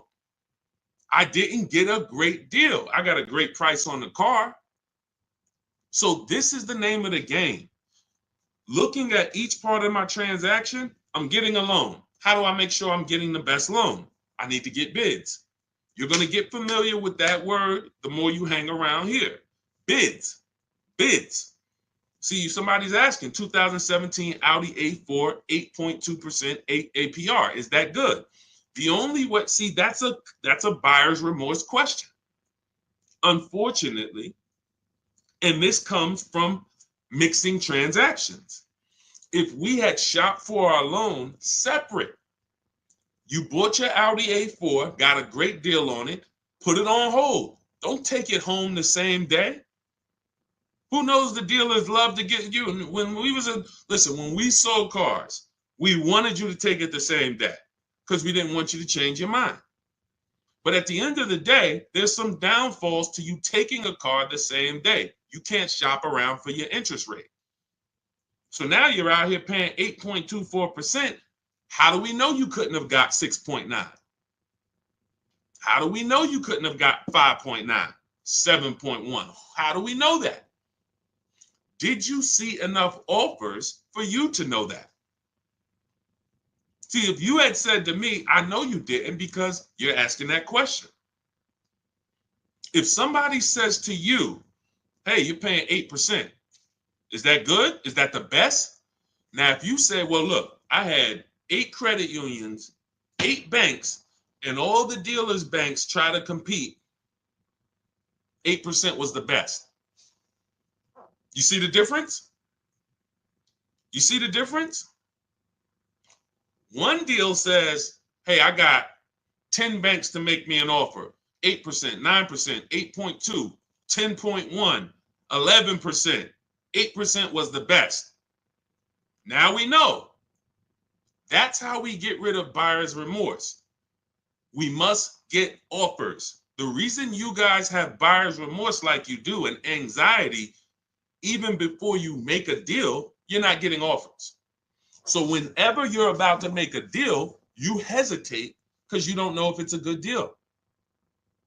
You can solve all those problems by learning the Cars from Home way to car shop and getting multiple offers. It's very simple. It's easy, much easier than what you've been doing in these dealerships, and it guarantees we got the best deal. I want you to move from this place of hoping to a place of guaranteeing. Okay? So what you're going to do with your credit not being good is you are going to determine first, are you a leaser or are you a buyer? Should you be leasing? Are you buying cars to keep 8 to 10 years or not? No, Deshone, I'm not. So if you're not, then your goal should be to set yourself up to lease. Now that might take you 2 years. You get you an inexpensive car, get a small $10,000, $12,000 loan, pay that payment, $250 payment, pay it on time, build up your credit. You're not going to drive the fanciest car. This is my plan for short-term people with bad credit. It's in my book. It's in everything I teach. If you have bad credit, you know, Deshone, I should be leasing. I want to be driving brand new cars, like the people you show in these streams, paying cents on the dollar, super low payments, but I don't have the credit yet. You're setting yourself up. Let's get set up for the lease. And if you're a person with bad credit and you are going to keep the car 8 to 10 years, then you got to make sure you got a great car. Find yourself a great car. You can use our system, new car, used car. Once you find that, you use an independent lender. I have some I recommend in my book. And now, LendBuzz is one of them. LendBuzz is a solid company. You're going to pay higher interest because your credit's not good. But in 18 months or a year or 2 years, when you fix your credit, now you refinance. So 2 plans for people with bad credit. One of them is short term, small car, flip out of it into a lease in 2 years, drive something you don't like for 2 years, pay it on time, fix your credit, be responsible, invest in your credit so that you can go out here and make power moves, and then you move into a lease. The second plan is for the long-term person with bad credit, 8-10 years. Fix your buy your car, get a great deal on it. You're going to pay 18%, 20%, 25% interest, whatever it is, and then you're going to fix your credit and refinance. Simple. Simple. These are the plans. Okay? All of this is in my book. For those of you who like Deshone, there's no way I'm going to remember all of this. You can grab my book. That's the blueprint to everything I teach. It's called Cars from Home, 7 Steps to Saving Time, Money, and Avoiding Dealerships. It's already 5-star rated. You can Google it, and you can get a copy for $97. But if you get there, as part of my welcome offer, you get it for $24, 75% off.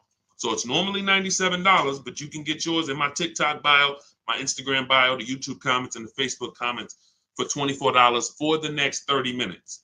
And it'll be in your inbox. You'll have the entire bad credit plan from start to finish to set yourself up.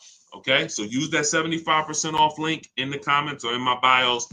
But it's a digital book. So as soon as you pay, on that page is the link to open your book. I also email you a copy. Make sure you have my support team's email because some of you type your email wrong. All right, let's go. Let's go. Go grab your book. Come on back to the stream. And that's just those of you who don't want to bother remembering all of this stuff. You're not taking notes. Our price is going to be low. Wagoneer with such back orders. I don't care about any. If I'm shopping for a Wagoneer. Oh wait, Dolan. What question are we doing? Okay, this is Gangrene Jets. Our price is going to be low. Wagoneer with such back orders. First of all, if I'm shopping for a Wagoneer, my only objective is to connect with 25 dealers. I have a strategy in my book. I'll show you how to do it in 20 minutes. I want to get 5 to 7 offers, and I'm going to see who's going to sell me the vehicle at the lowest price. It's very simple. All of that other stuff is defensive, and you can't control it. I don't care about one dealer's back orders. I don't care if I went to 2 dealers and they told me it's back orders. I want to talk to 25. Whenever we're shopping for a new car or a lease, we are speaking online by email through to 25 dealers. I already have the scripts for you. Now you could do this yourself. You want to pick up the phone and call around? That's fine. The reason why you must do this is because you're going to see that out of 10 Jeep dealers, 8 of them are overpriced. Their best deal is never going to be the lowest deal in the market. They're not going to go below a certain amount. They would rather sell the car to somebody else. So they'll take whatever they're buying. When they look at you, who's had a car salesman look at them and say, hey, Michelle, hey, this is my best deal. This is our best deal we can do. Coffee head. What's going on? Shout out to the people checking in on TikTok. Who's had a dealer look at them and say, this is my best deal? And you sit there and you wonder, are they telling the truth or not, right? Here's how we know. And in fact, there's no way to know, but here's what we do. We have other dealers' best offers too. Very important. This dealer's best offer is different than another Jeep dealer's best offer. It's similar. I've been using this analogy lately about an item in a supermarket. You walk into you get some spaghetti sauce, $6.99. It's not on sale. You go to another store, right? That same spaghetti sauce, identical spaghetti sauce, is $4.99. You go into another supermarket, right? Same exact product is on sale for $2.99, right? If you get that, hit the like button. If you get that and you're on TikTok, double tap the screen. See, if I can get that principle to lock in, because there's still people that don't know, dealers sell cars for different prices. There's still dealers that say, oh, I mean, there's still people that say, you might be one of them. Man, I went to Nissan. They gave me an offer, man. Nissan is expensive. No, that Nissan deal is expensive. Come on, y'all. I don't see enough dollar signs up. Let me know. Or if you are getting this, hit the like button, type dollar signs if you're getting what I'm telling you. You have to see cars as cookie cutter. Dealers want you to fall in love with one car. Look at this black Honda Accord. Oh, it's this nice black Honda Accord at the dealership up the street. There's 1,000 of them. When you start seeing, wait, this same black Honda Accord that you have, there's tons of other dealers that have it. Now you're on your way to start saving money. Now you're on your way to start saving money. You're not going to save the money you're not going to save the big money on any car thinking this is one of a kind. It's just not going to happen because they've gotten you to think that we're the only ones who have this car. There's not a lot of them out there. There's only 2 out there. This might be the only one. That's what they want you thinking. You're not going to shop competitors and you're going to pay whatever they tell you to pay. Not realizing that their competitors would sell you that same exact car for $3,000 less. Let me show you the difference in offers so you can get an idea of how big of a difference there are between great offers and bad offers. So let's look at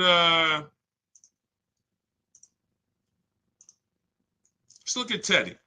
Teddy's always a good deal because it's a what I love about Teddy is there's a $300, wait, not 856, 956, 1056, 1123.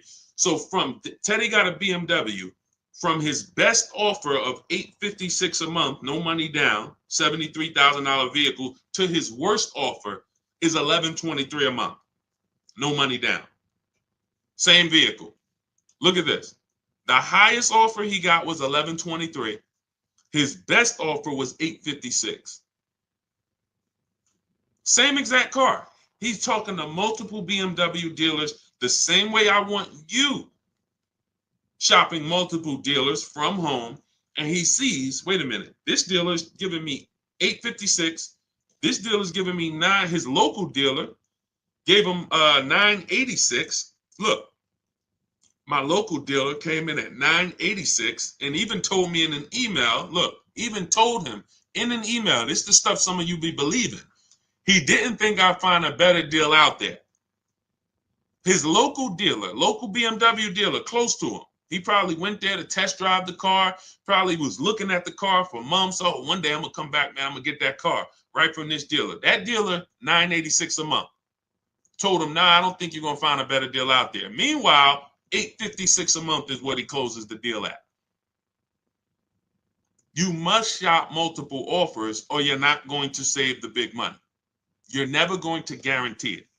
So I wouldn't say, I don't care when it comes to the Wagoneer, what back order. I don't care if you got a car on order. You might walk into one small dealership and they say, oh, we don't have any.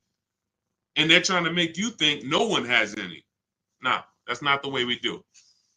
And again, there's a couple reasons why we reach out to 25 dealers. One, we get the highest chance of getting 5 to 7 offers. You must get 5 to 7 offers so you can see how many are overpriced. And then we get to shop out of all of these dealers' inventories. What's up, OnStar? We get to shop out of all these dealers' inventories. You walk into a dealership, you're looking for a black car. They might not have it. You come back, you're shopping out of 25 dealers. Somebody has a black car, usually more than one person. So that's my thing. I don't believe anything dealer says unless 25 dealers tell me. All right. Go ahead, Dolan. And, you know, it's a story that they're selling you guys. Unfortunately, look, as an ex-car salesman, I can tell you this. The name of the game with cars is not you winning. It's making you think you won. That's very important. It's very important for you to distinguish the difference between winning and thinking you won. Winning is you saw all the offers, you had a lot of people competing, you picked the best offer. That's winning. Thinking you won is you didn't see a lot of offers. You went into one dealer, maybe two, and you went and you negotiated. You try to negotiate your way down, and then you just shake hands hoping that you did okay. It's a very big difference. One is anxiety prone, buyer's remorse prone. The other is not. One guarantees you save the most money. The other does not. It's two totally different ways to move. Sean, looking at a 2022 Honda Pilot, should I wait for more leases to be turned back in early 2025? Yes, I always recommend when people are looking for a 1 or 2-year-old used car, you need to realize that dealers are not going to have them yet. Because the way dealers get used cars, they're either going to buy them from auction, which means somebody had to either have the vehicle repoed, or they had to have the vehicle, or they sold the vehicle, which doesn't happen a lot, or they traded the vehicle in, the dealership bought it, or at the end of the lease, a dealership bought it. All of these things don't usually happen in 2 years. You don't typically see a lot of people, because it's a recipe to lose a ton of money, buying cars and then trading them in a year or two. So how would they get these cars? You know, Sean, that's the big deal. So what I always say is you're not going to see used cars until about 3 years. About 3 years. If you're looking for a 2-year-old one, it's going to be very tough for you to find it. So by the time the 2025s really start hitting, which is now, 2025's out. Now you should start to see those 2022s start to come back off lease right about now. And never buy listen, well, you're not buying a 2-year-old one or a 1-year-old one. So it doesn't matter. But yeah, that's what you would do. Wait until you're seeing enough inventory where you can start to see what the prices are. Because if you don't have enough inventory to see the prices, you're gonna guess. And now you're in trouble. You could be in trouble. You could be in trouble. Okay? So that's what you do. Go ahead, Dolan.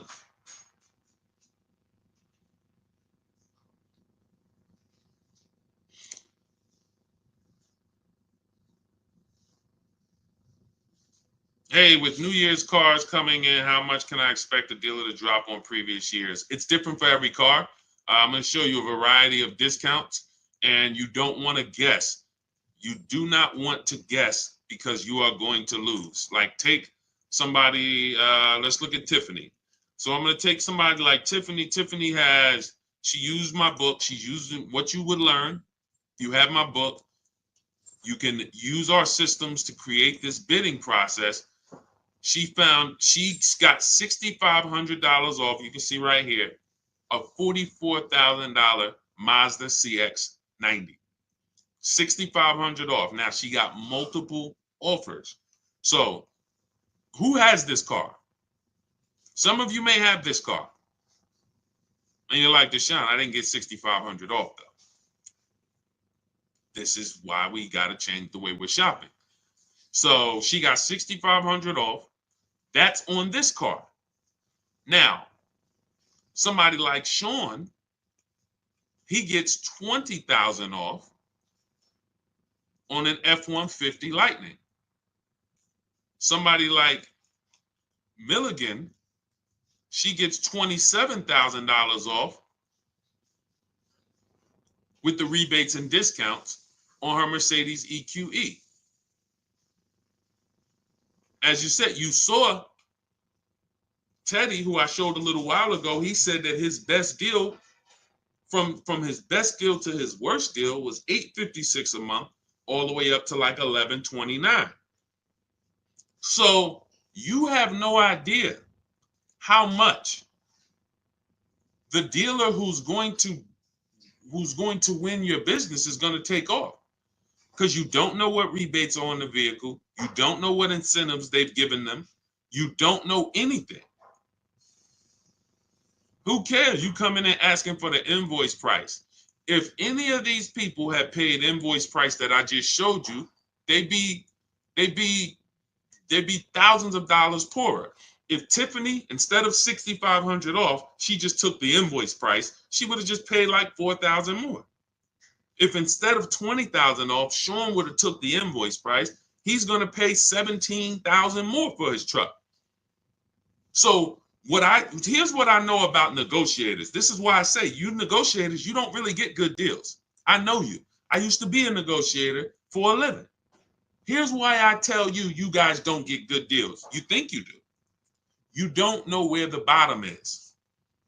And you go into a dealership and you are trying to feel for the bottom, not realizing that if you're dealing with what we call an 80% dealer, which is no matter how much they discount, they're never going below a certain amount, then you can't get them down. Once they say that's my best deal, that's my best deal, you take the deal, not realizing that a dealer that's 45 minutes away would have beat that deal by $5,000, $3,000. This is how it works. This is how it works. You cannot go in looking to feel for the bottom on a car. You don't know, you don't have access to any of the information to know what dealers truly own the car for and how much incentives and rebates they have. So what do? You get bids. It's very simple. You just get bids. See, what you want is you want a magic pill. You want, okay, every single car that's a Range Rover Sport, you should save $6,200 from that. Go get it.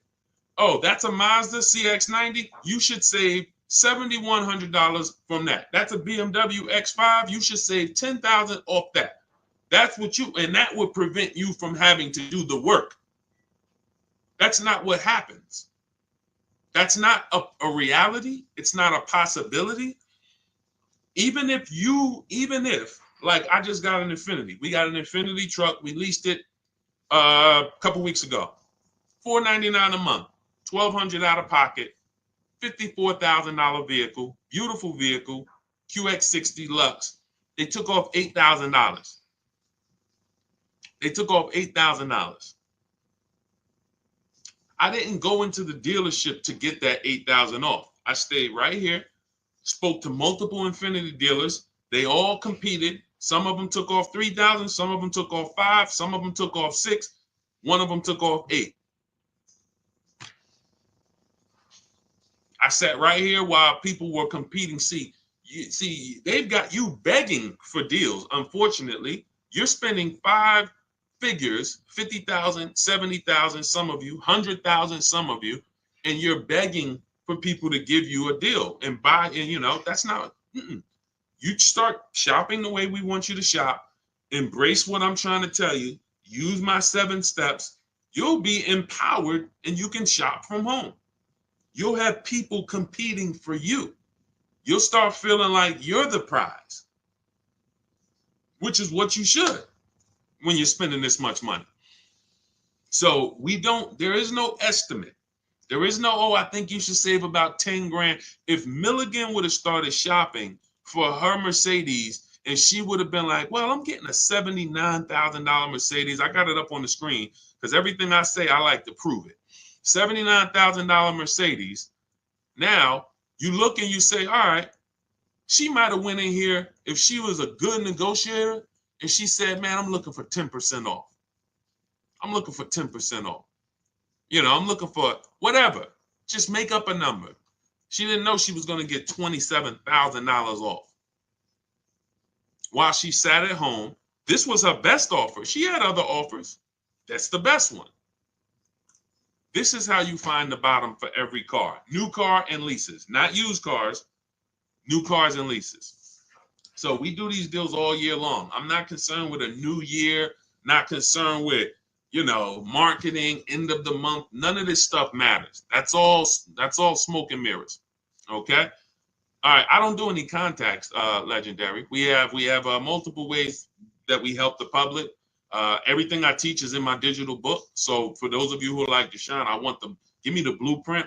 I want to know everything. I'm not going to remember this. Just give me everything. See, you could go through all my free videos. I got hundreds of free videos about new cars, leases, used cars, shopping, loans, all on my pages. You're going to piece those together, get your deal. God bless you. Go do it. It's for different people though, because I'm talking to different people in those videos. If you want to plan and you're like, okay, give me the exact blueprint for me, that's my digital book, Cars from Home, 7 Steps to Saving Time, Money, and Avoiding Dealerships. It's already 5-star rated. It's normally $97, but as part of my welcome offer, you can get a copy for $24, only for 30 minutes though. In my TikTok bio, in my Instagram bio, the YouTube comments or the Facebook comments, click those links, activate your 75% off, only for 30 minutes. And then your book will be in your inbox by the time we finish this stream, because it's a digital book. So as soon as you get it, come back to the stream. Make sure as soon as you pay, screenshot the thank you page. You're going to see your book is going to be on that page. You're also going to see my support team's email. Some of you type your email in incorrectly. We can't email your book to an incorrect email. So you have my support team's email. So go get it. That's my welcome offer to you. Now, for those of you who you have a different learning style, you prefer to learn with people. You prefer to do things as a group. You rather work directly with me. We have a pro. You can go to those same links, hit shop with Deshone, see if you qualify. Everyone's not going to qualify for that program, but you can go through that. And then instead of reading, you have a visual blueprint with short videos that I've made. You'll have coaching from me. We have a private Facebook group, and you'll have everything. It's different learning style for people who like a little bit more of a group. Just hit the button that says shop with Deshone. Okay. I don't care how you get the results. I don't care how you save money on cars. You could do it my way. You could do it your way, as long as you do it. And what I find is most people just aren't doing it anyway. They're not doing it any type of way. Go ahead, Dolan. Let's try to get through more. See, we got a lot more. So let's go. How do I drive the car I want? BMW 745 without paying an outrageous monthly amount. It's very simple. Money. When it comes, all right, so when you're buying, the only way you're going to save is you got to get money off the car, because when you are buying a car, a $70,000 loan is going to be what a $70,000 loan is.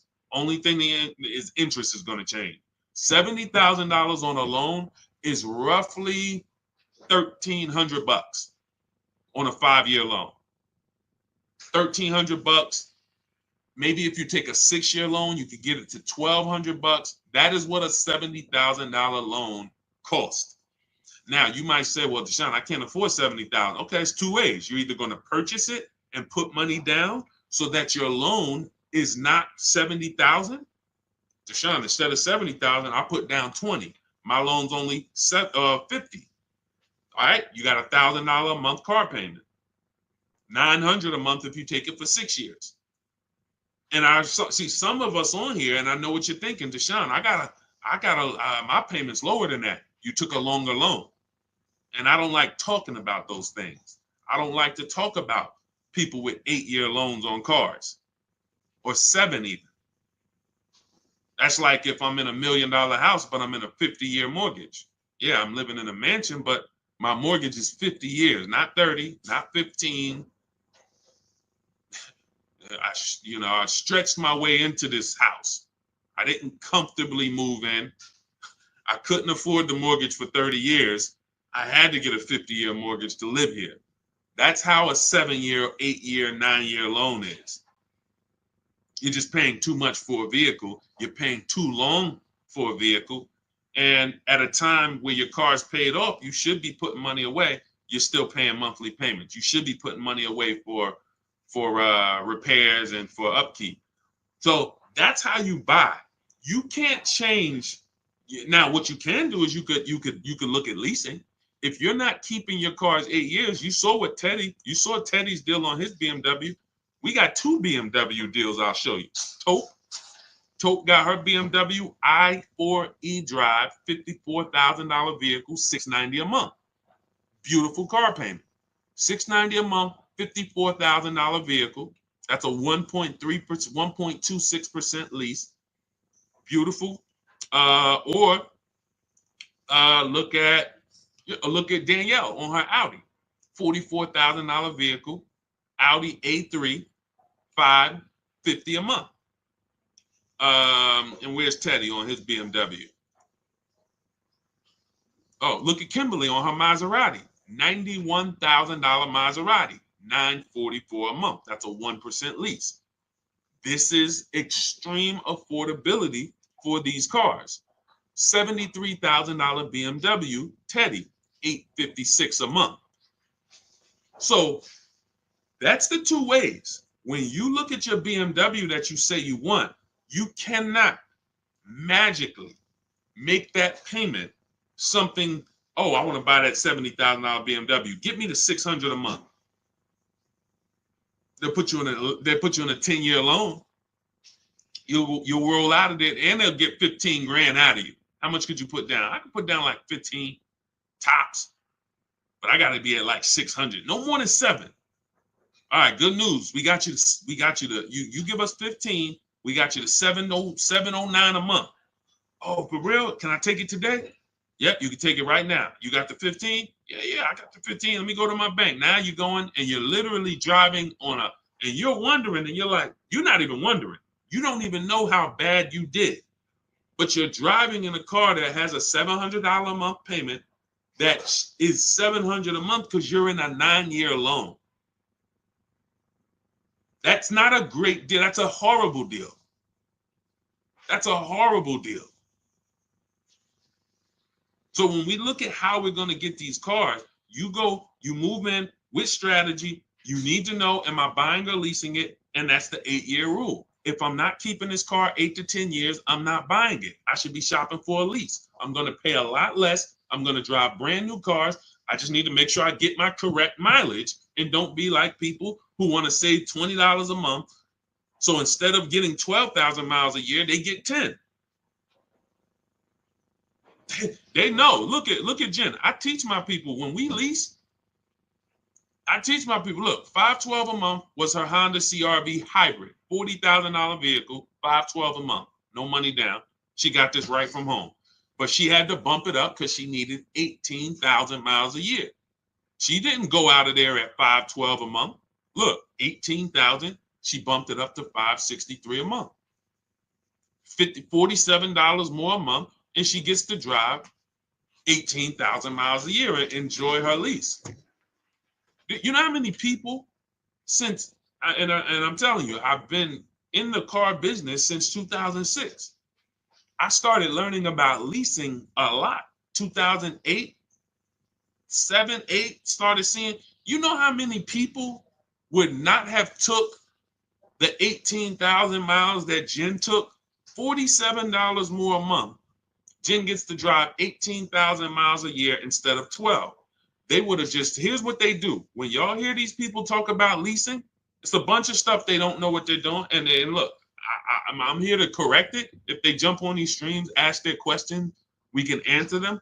But one of the things that I know they do, and then they blame the lease, is they'll know they drive 18,000 miles a year, but they take 12. Now that's 6,000 miles per year that they did not get that they know they needed. I have a chapter in my book. I have a little paragraph. It's not even a chapter. It's a paragraph in my book called How to Choose Your Mileage Wisely. Because this is very important to having a great lease experience, choosing your mileage wisely. So 6,000 miles per year. We only do 3-year leases. We do not do 4 years. So that's 18,000 miles that they didn't get. They're going to be penalized for that at 25 cents per mile. They're going to have a $4,500 bill coming to them. And they'll probably call the dealership and say, hey, I went over my mileage. Can you get me out of it? And the dealer, who has nothing to do with the car, it's the bank's car, will roll that penalty right into the next lease. And then they end up paying. They never get great deals. These people are never, if you're this person, I'm talking you need to change this because you're never going to get great deals. It's just not going to happen. You cannot roll penalties into your next lease and think, oh, I got a great deal, when you didn't have to roll those penalties in. You didn't. And the first thing you should have did was pick the right mileage. And then, let's stop getting out of our lease. So the point is, let's get to this. $4,500 is the penalty that's coming. Now watch this. Jen, she only raised her payment $47 a month for 36 months. That's $1,692. $1,690. I'm talking to you high mileage people who like, oh, Deshone, I drive 15,000. Can I lease? I drive 18,000. Can I lease? I drive 30,000. Can I lease? If you're not keeping your cars 8 years, you should all be leasing. It's not even a question. So $1,692 Jen pays to drive 18,000 miles per year. She pays an extra $1,692, but what she does is she avoids the $4,500 penalty. That's what, it's always cheaper to get it up front, a whole lot cheaper. So choosing your lease mileage wisely is so important. That's why, again, you see these people talking about, oh, I had a lease. Yeah, I went over the mileage and they billed me. That's your fault. I went over mileage and I bought the car and I ended up losing so much money. That's your fault. You shouldn't have bought the car. Now, don't buy a leased car because you went over mileage. Deal with the penalty. Let's make a deal. Roll with penalties in separate. Like, don't buy the car. And this is more than we could even talk about on this stream right now. But this is what we're seeing. I'm seeing people make horrible decisions. There's 17 million new cars sold a year. That number, and there's 40 million used cars sold. Half of those people buying used cars should be leasing, and they don't even know it. They don't even know it. Half of the people who are buying, spending $400, $500, $600 a month to buy a used car should be leasing, driving new cars, and they don't even know it. They're spending tons of money driving old cars, and they could be driving new cars for the same amount of money because they're not keeping them. They're not keeping them 8 to 10 years. They trading these cars in 3 and 4 and 5 years, losing tons of money. That's why we got to spend so much time on this. If I could get people to understand the leasing thing, your life is going to start to change when it comes to cars. Okay? Go ahead. Go ahead, Dolan. Go ahead, Dolan. Shoot the next one up, my man. We got time for a few more. When you say 1% to 1.5% of MSRP, does that include taxes and fees? Yeah. Somebody's asking a question on how we judge great lease deals. First of all, the 1% lease rule has been around. If your lease payment was 1% of the MSRP or less, you stole the car, it was great value. Doesn't mean it's the best deal you can get. Very important to understand that. Just because you don't go in and say, get me to 1%. That doesn't mean it's the best deal. This is how we're gauging value.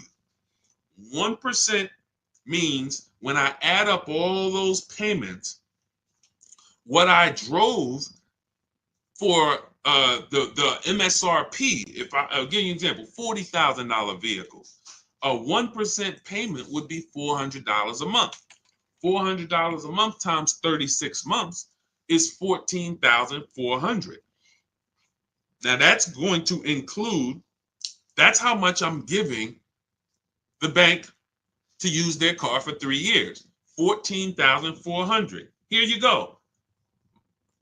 Once that's done, I got to compare and say, well, if I had bought that $40,000 car plus taxes and fees, I'd have probably been around $44,000. But yet, over a 3-year period, I only paid $14,000. That's great value. Now, when we go into the 1.5%, now we start adding up all the payments and seeing when there's no longer value there. There's no longer value in leasing this vehicle at over 1.5%. Because if we take that same scenario, $40,000, then a 1.5% payment would be $600 per month instead of the $4,000. And now we multiply that for 3 years, that's going to be $21,600. So now we're getting close to the halfway portion where over a 3-year period, we paid almost half. We can't get to half. We can't. If 44 is half, then we're not trying to be over half. Your car is not going to depreciate more than half in 3 years. At the most, it usually will get to, close to half, especially the ones that depreciate rapidly. You'll get 45%. That's why we got to cap it somewhere. That's why that 1.5% is listen, people didn't know they were getting bad lease deals. When I announced the 1.5% rule, people started hitting me and saying, yo, D, I can see that I didn't get a good lease deal. I thought I did. And that's just the reality. We need to know that. We need to know, when is it we paid too much for a vehicle we're giving back to the bank?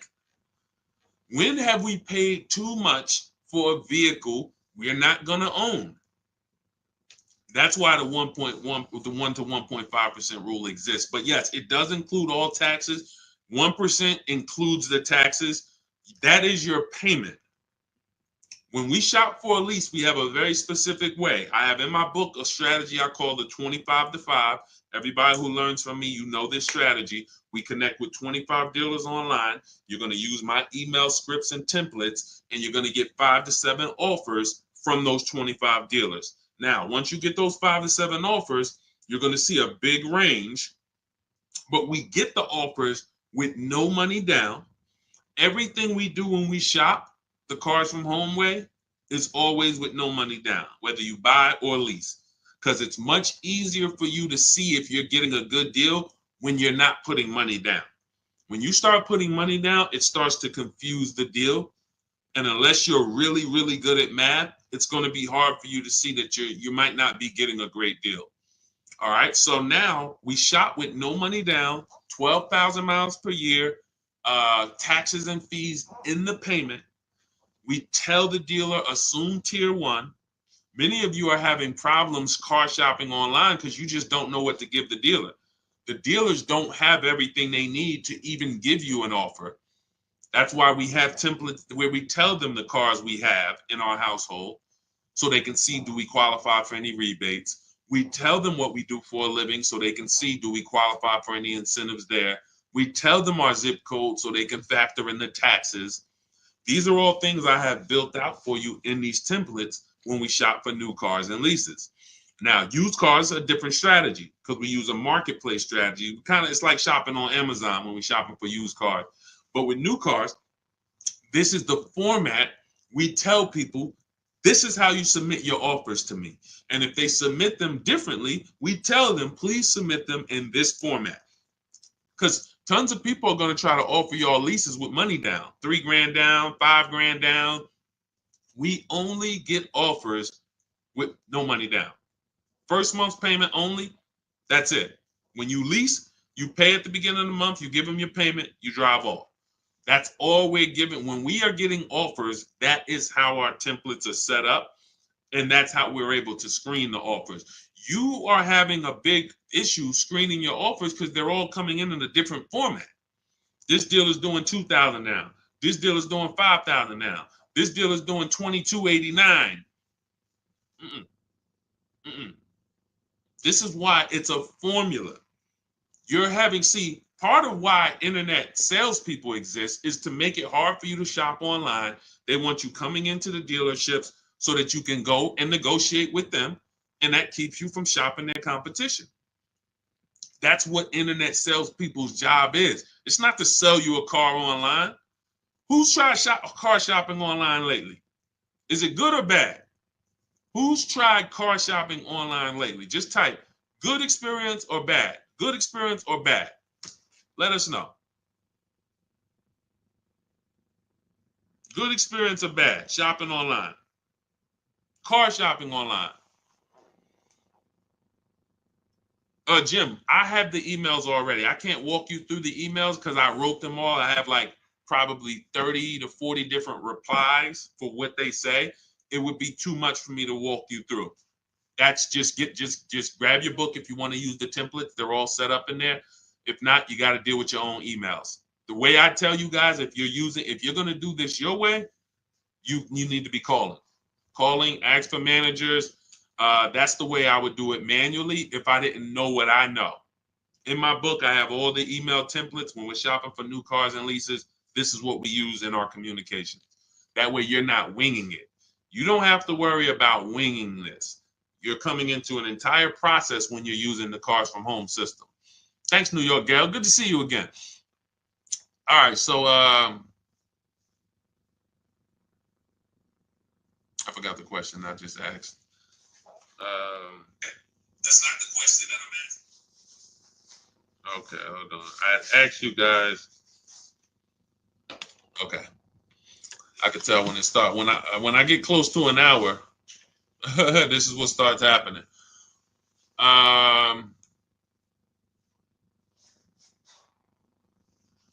Hold on one second, Dolan. I'm trying to remember what I was just. What's the point we were just making? Okay, it's fine. Okay, Dolan, pull that next one up. What is the average percentage off an MSRP on a Mazda 5 Series? We had a similar question to this. I mean, you can watch the replay. I don't want to answer it again because we spent probably 5 minutes on this. So just watch the replay on YouTube or on Facebook. Rewind to maybe about the halfway point. You're gonna see somebody was asking how much discount they should get off of BMW. Similar question, similar answer. I have a lease now. How do I go about buying the car? Well, why do you want to do that? You've already leased the car for 3 years in most cases. Now you're going to turn around and buy it out. Are you keeping it another 8 years? You're going from driving a brand new car to buying a used car. What's the reason for that? What's the reason? That's all it is. People think this buying your lease out, it's all it is buying a used car. So what's the reason that we're going from, and the reason I'm asking this is because the reasons I see are usually bad reasons. Going from a brand new lease to buying a used car, people are usually doing it because they haven't made time to shop. They don't know how to shop.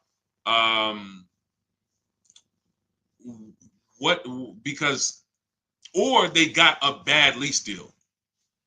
So now let's just say you got for a car, let's pull up a car. Let's look at Ansley. Let's look at Raphael. So Raphael, she got a $46,000 Jeep Grand Cherokee. She's paying $549 a month. No money down. Now, let's just say, for example, instead of her getting this $549 a month, she used our program. She uses our. This is the Cars from. Everything I show is Cars from Home people. So these are people who have unlearned the old way of shopping. They're shopping the new way from home. $549 a month. Let's just say she got a bad lease deal. She didn't know it. She's paying $800 a month. Somebody tells her, hey, listen, why are you leasing? Why don't you just buy it? She's like, well, I'm paying $800. Yeah, I probably should just buy the thing. It makes sense. Because her payment to buy is going to be similar to what she's paying on her lease. So somebody who's offering her a bad lease deal, they might talk her into buying because she's got a bad lease deal. But you're not going to talk Raphael into buying when she's paying $549 a month and she's driving a brand new Jeep Grand Cherokee. She's not buying, because as soon as you say what the payment is going to be if she wants to buy, all right, here, Raphael, I know you've been leasing, paying $549, but now if you buy the vehicle, you could actually pay $900 a month. Look, $45,000 vehicle. We know, some of you know, unless you're new here, every $5,000 is about $100 a month. So a $45,000 vehicle is about a $900 a month payment on a 5-year loan. $900. Now we look and say, all right, well, what if she buys her old one out, she buys a used car, maybe it's going to be like $25,000. Okay, $25,000. That's going to be about a $500 a month payment. Why would she go from paying $549 for a brand new Jeep that she can drive, and if anything breaks, she just takes it to the shop, She doesn't have to worry about anything to driving a used vehicle with no warranty paying the same amount. It doesn't make any sense. To me, it does. I mean, is that what's up, El Napoleon? Welcome to the community. Shout out to the new followers. Does that make any sense? See, it's the payments. People like, yo, Deshone, what is it about this leasing thing, man? You seem to, you really rave about it. First of all, not many people know about it.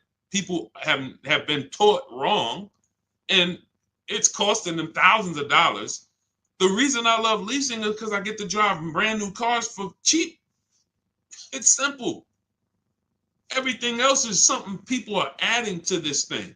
My neighbor, who when he met me about a year ago, his wife had a Kia Telluride. They had bought it. Very nice vehicle during the pandemic, Kia Telluride.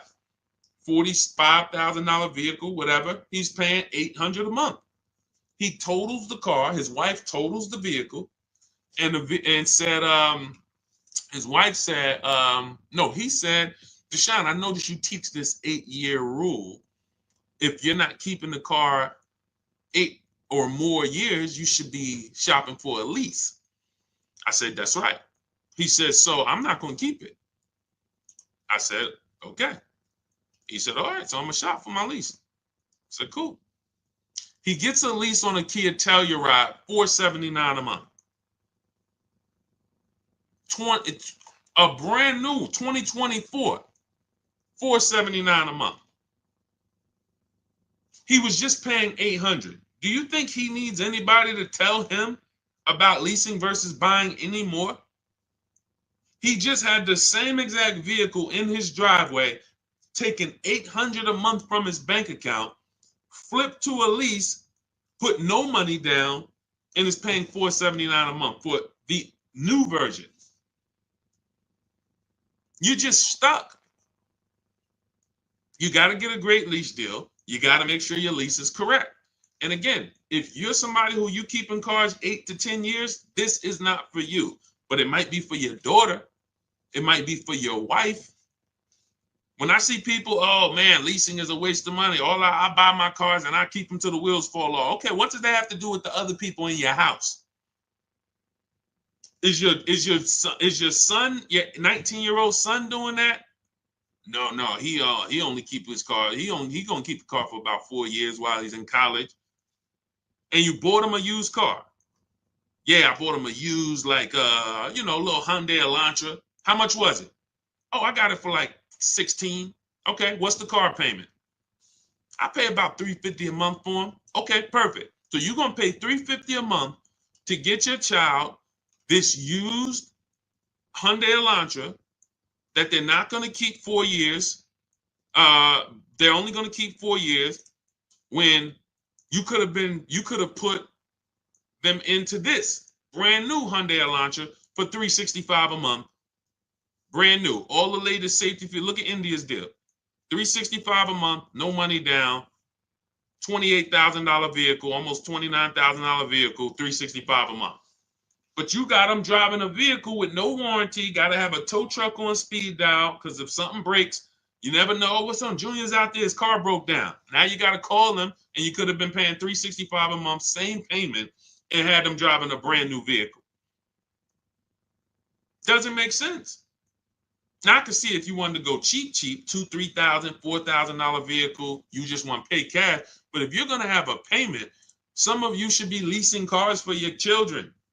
You should not be buying them old used cars and they're at college. A friend of mine said that. He's like, Deshone, man, I remember my dad got me a Ford Mustang. Man, I was so expensive, man. I said, you know what you could have leased a Ford Mustang for back then? Probably $499. Probably like the Dodge Chargers back then was leasing for $350 a month. People paying $700 for them. I like to buy my cars.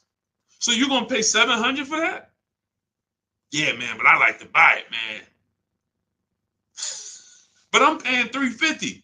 Yeah, but you leasing yours. You realize we could drive the same place? Like, If we wanted to go on vacation to Florida, just drive down there, we can both go. You realize that, right? Yeah, but you leasing yours. You got to get that back in 3 years. This is going to be mine once I finish the loan. And how long is the loan? 6 years. Okay. This is what I've been up against. And if this is you, just understand that's why I'm here. And this is why I laugh about it, because I'm like, sometimes people are not listening to financial, to just, this is not up for opinion. If I could drive a brand new car for less money, a lot less money, why would I be buying? Do you have to put money down the lease? Margaret, look at all of these lease deals. Margaret just asked, do you have to put money down the lease? It's a great question. All the lease deals, when you do it our way, the Cars from Home way, we are submitting our offers. We're submitting our emails to dealers, and we're telling them, submit offers to us with no money down. We must get at least 5 offers, or we're not going to get these prices. You must get at least 5. You're not going to walk into one dealer, 2 dealers, and get these prices. We get them from home. That's why our system is called Cars from Home. Now look at Danielle. Audi, $550 a month, first payment down. That's all she gave him. $550, drove off. Look at Greg. Look, $56,000 vehicle, $527 a month. Look, he said, I think somebody messed up on the paperwork. No other dealer came close. Multiple offers. $600 a month for Bonita. This was back during the pandemic when people were paying $800 a month for Kia Telluride leases. She got hers for $600. That was back in December 2022. I remember people paying $10,000 over sticker for Kia Tellurides. It was crazy. No money down. This is Taupe, $690 a month on her BMW. No money down. This is Charles on his Palisade lease, $49,000 vehicle, $597 a month.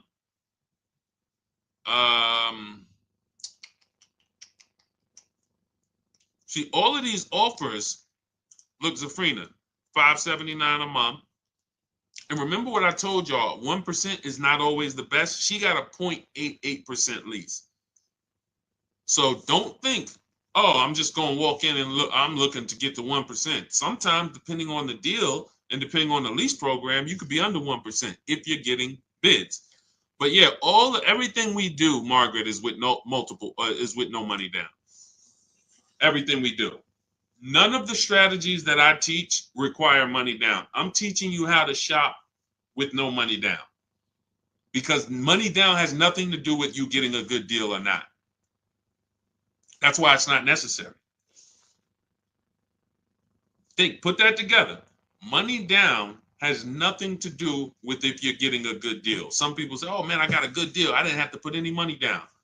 So if you walked into a dealership and they charge you, you're looking at a $50,000 car, they charge you $60,000.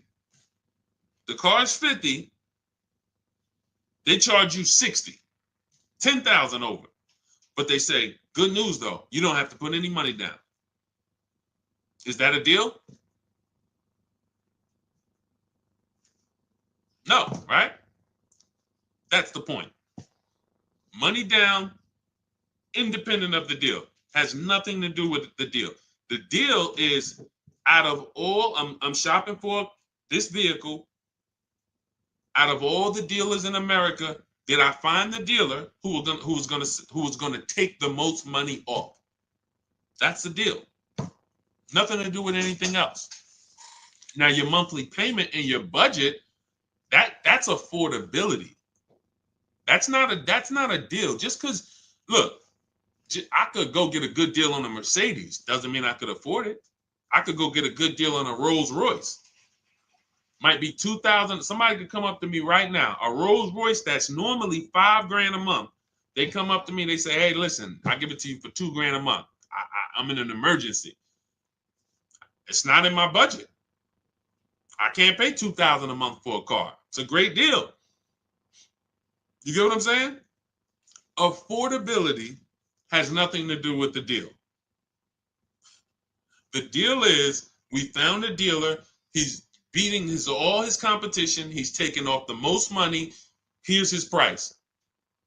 That's the deal. It doesn't matter if you could afford it or not. That means nothing. That means nothing.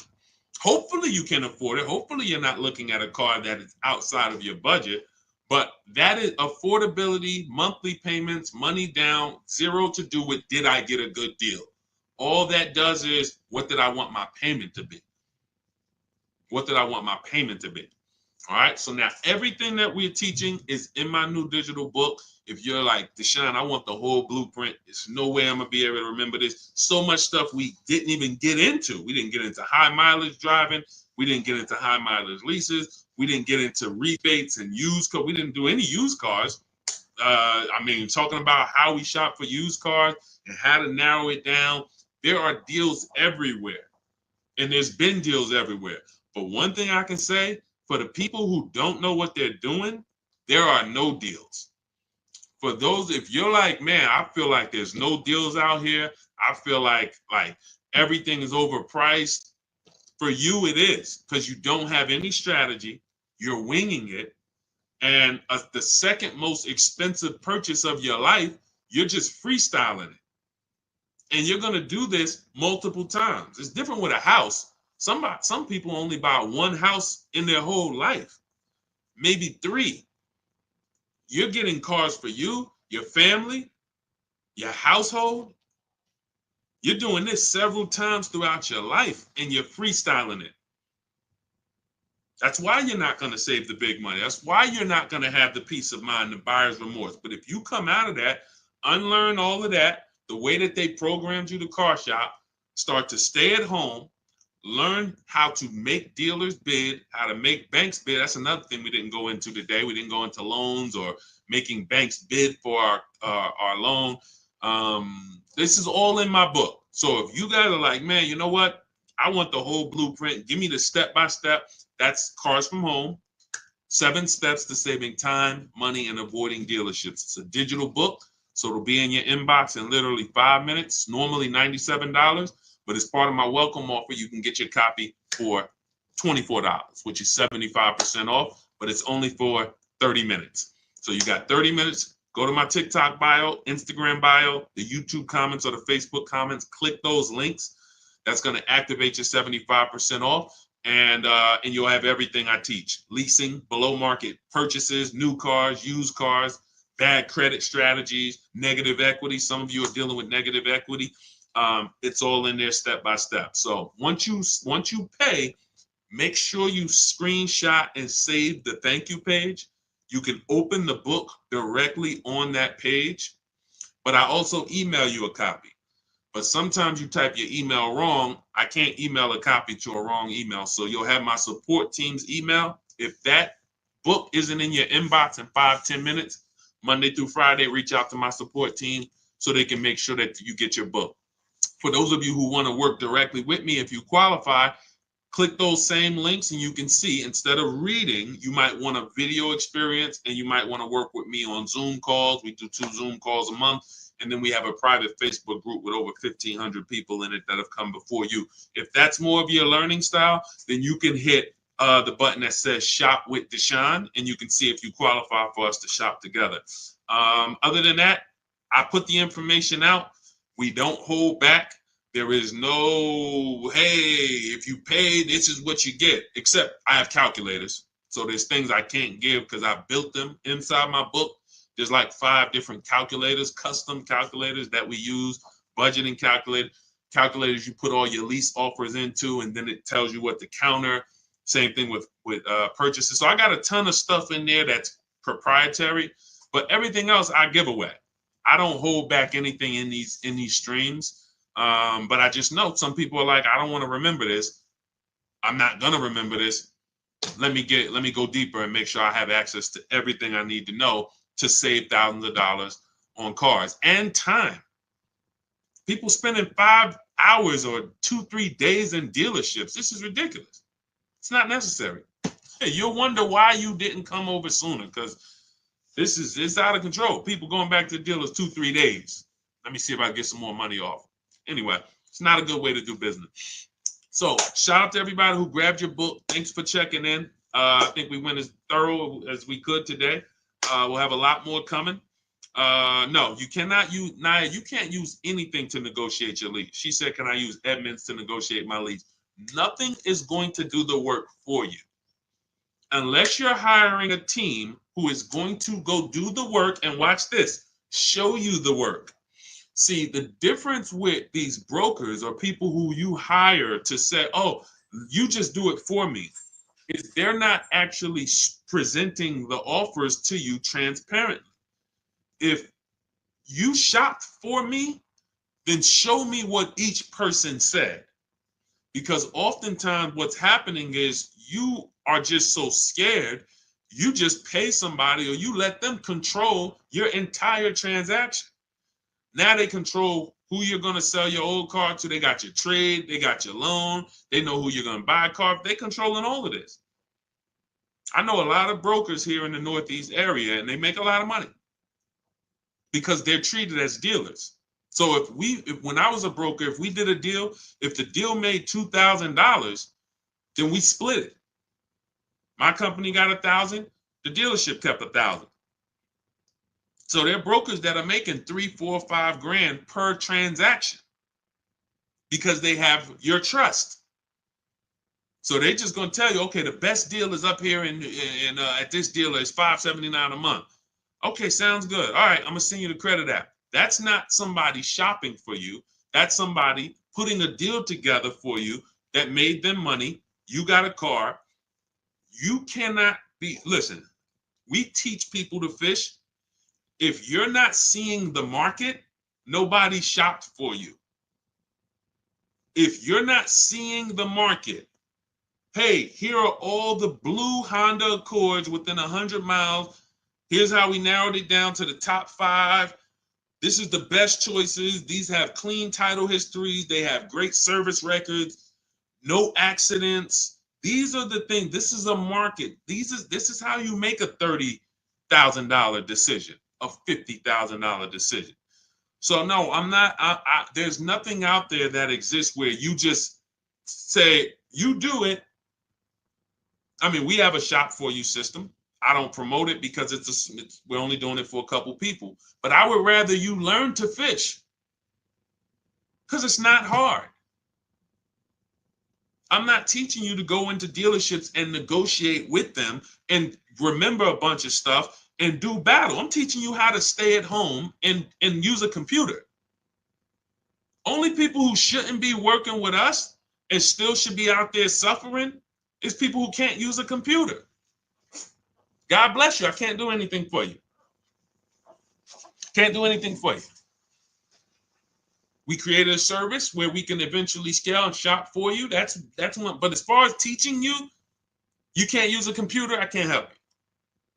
But 20-year-olds, 30-year-olds, 40-year-olds, 50-year-olds, 60-year-olds who are good with a computer, who can send emails, there's nothing stopping you. Well, you're putting yourself through that whole ordeal to go shop the old way and go do battle and lose a bunch of money, leave the dealership feeling with your head down. For what? For what? It's not necessary. It's not necessary. This is a very simple process. I show all these people for a reason. So you can see it's women here, it's men, it's young women, it's older women, it's single moms, it's introverts. We got it all. We got it all. The difference is these people made a decision that they were going to learn the cars from home way. They were going to start enjoying their car shopping, and they were going to unlearn what the car business had programmed them to do. Car business loves the fact you're going to keep shopping the same way. Keep coming into the dealership, hoping, asking us to take off some money. Come on, take off some money. Keep doing that. Don't change anything. Don't change anything. We make a bunch of money when y'all keep doing this. But you want to help, you want to stop people from making money on you? Stop going into dealerships. Test drive, come home. I'm here for a test drive. Thank you. Can I have your card? I'll call you if I'm interested. You come home, you get your bids from home, you have a great experience. You save a bunch of money. You don't spend more than 30 minutes in a dealership. Best thing in the world. Okay, so it's all in my digital book. You'll have the blueprint, Cars from Home, 7 steps to saving time, money, and avoiding dealerships. Normally $97, but get your copy for 75% off. If you're there before 30 minutes, TikTok bio, my Instagram bio, the YouTube comments, the Facebook comments, click those links. That'll activate it, and then you'll have the book in your inbox because it's a digital book. So you can be using it today for your shopping, and it only take you a couple days to get your deal. Okay, we don't play around. You don't need 8 hours. This isn't a college course. Okay, it doesn't take that long to buy cars. All right, go grab your book. God bless y'all. I'll see y'all on the next stream. I just wanted to tap in with Naya because she had made a comment that I saw. And everybody who got your book, use it. Please make sure you continue. I have a lot of new deals that I have to bring in on the next stream. I have had a lot of you email me with your deals, and I appreciate you. Make sure you keep sending me your deals. When you pick up your car, send me your paperwork. I have a lot of, I'm going to bring them in for the next stream. A lot of you have been sending me your deals, so I appreciate it. Continue to celebrate yourself because, you know, it's something great about getting a new car, but it feels even better when you're confident with the numbers. It feels even better. You notice people always tell you when they got a new car, they don't talk numbers, though. People pull up, hey, I got my new car. They never talk about numbers, never talk about the deal because secretly they're ashamed of it. When you see all of these people I share, the first thing we're talking about, even before we pick up the car, is the deal. Look, wanted to share my experience, purchased my car 2 days after watching the videos. We have videos in that book too. I link you to videos as well. The first day I sent out the template, received about 7 different offers. On day 2, I emailed. The dealer MSRP was $36,365 on a 2025 Kia. In closing, MSRP with discounts and rebates down to $32,680. So he saved $4,000 off. Monthly payments $400. No money down. It's a 1.1% lease. $400 a month, $36,000 MSRP in minutes from home. You think we have to tell him not to go into dealers anymore? You think any of these people, see, I don't worry about the people who've been changed. They're never going back again. I think it's somebody who said, I will never buy another car any other way again. Was it Teddy? I think it was Teddy. Look. This post is a bit wordy, but I'm too pumped. I will never, I repeat, never lease another vehicle any other way but from home. Once these people do this once, they're never going back there again. Like, what?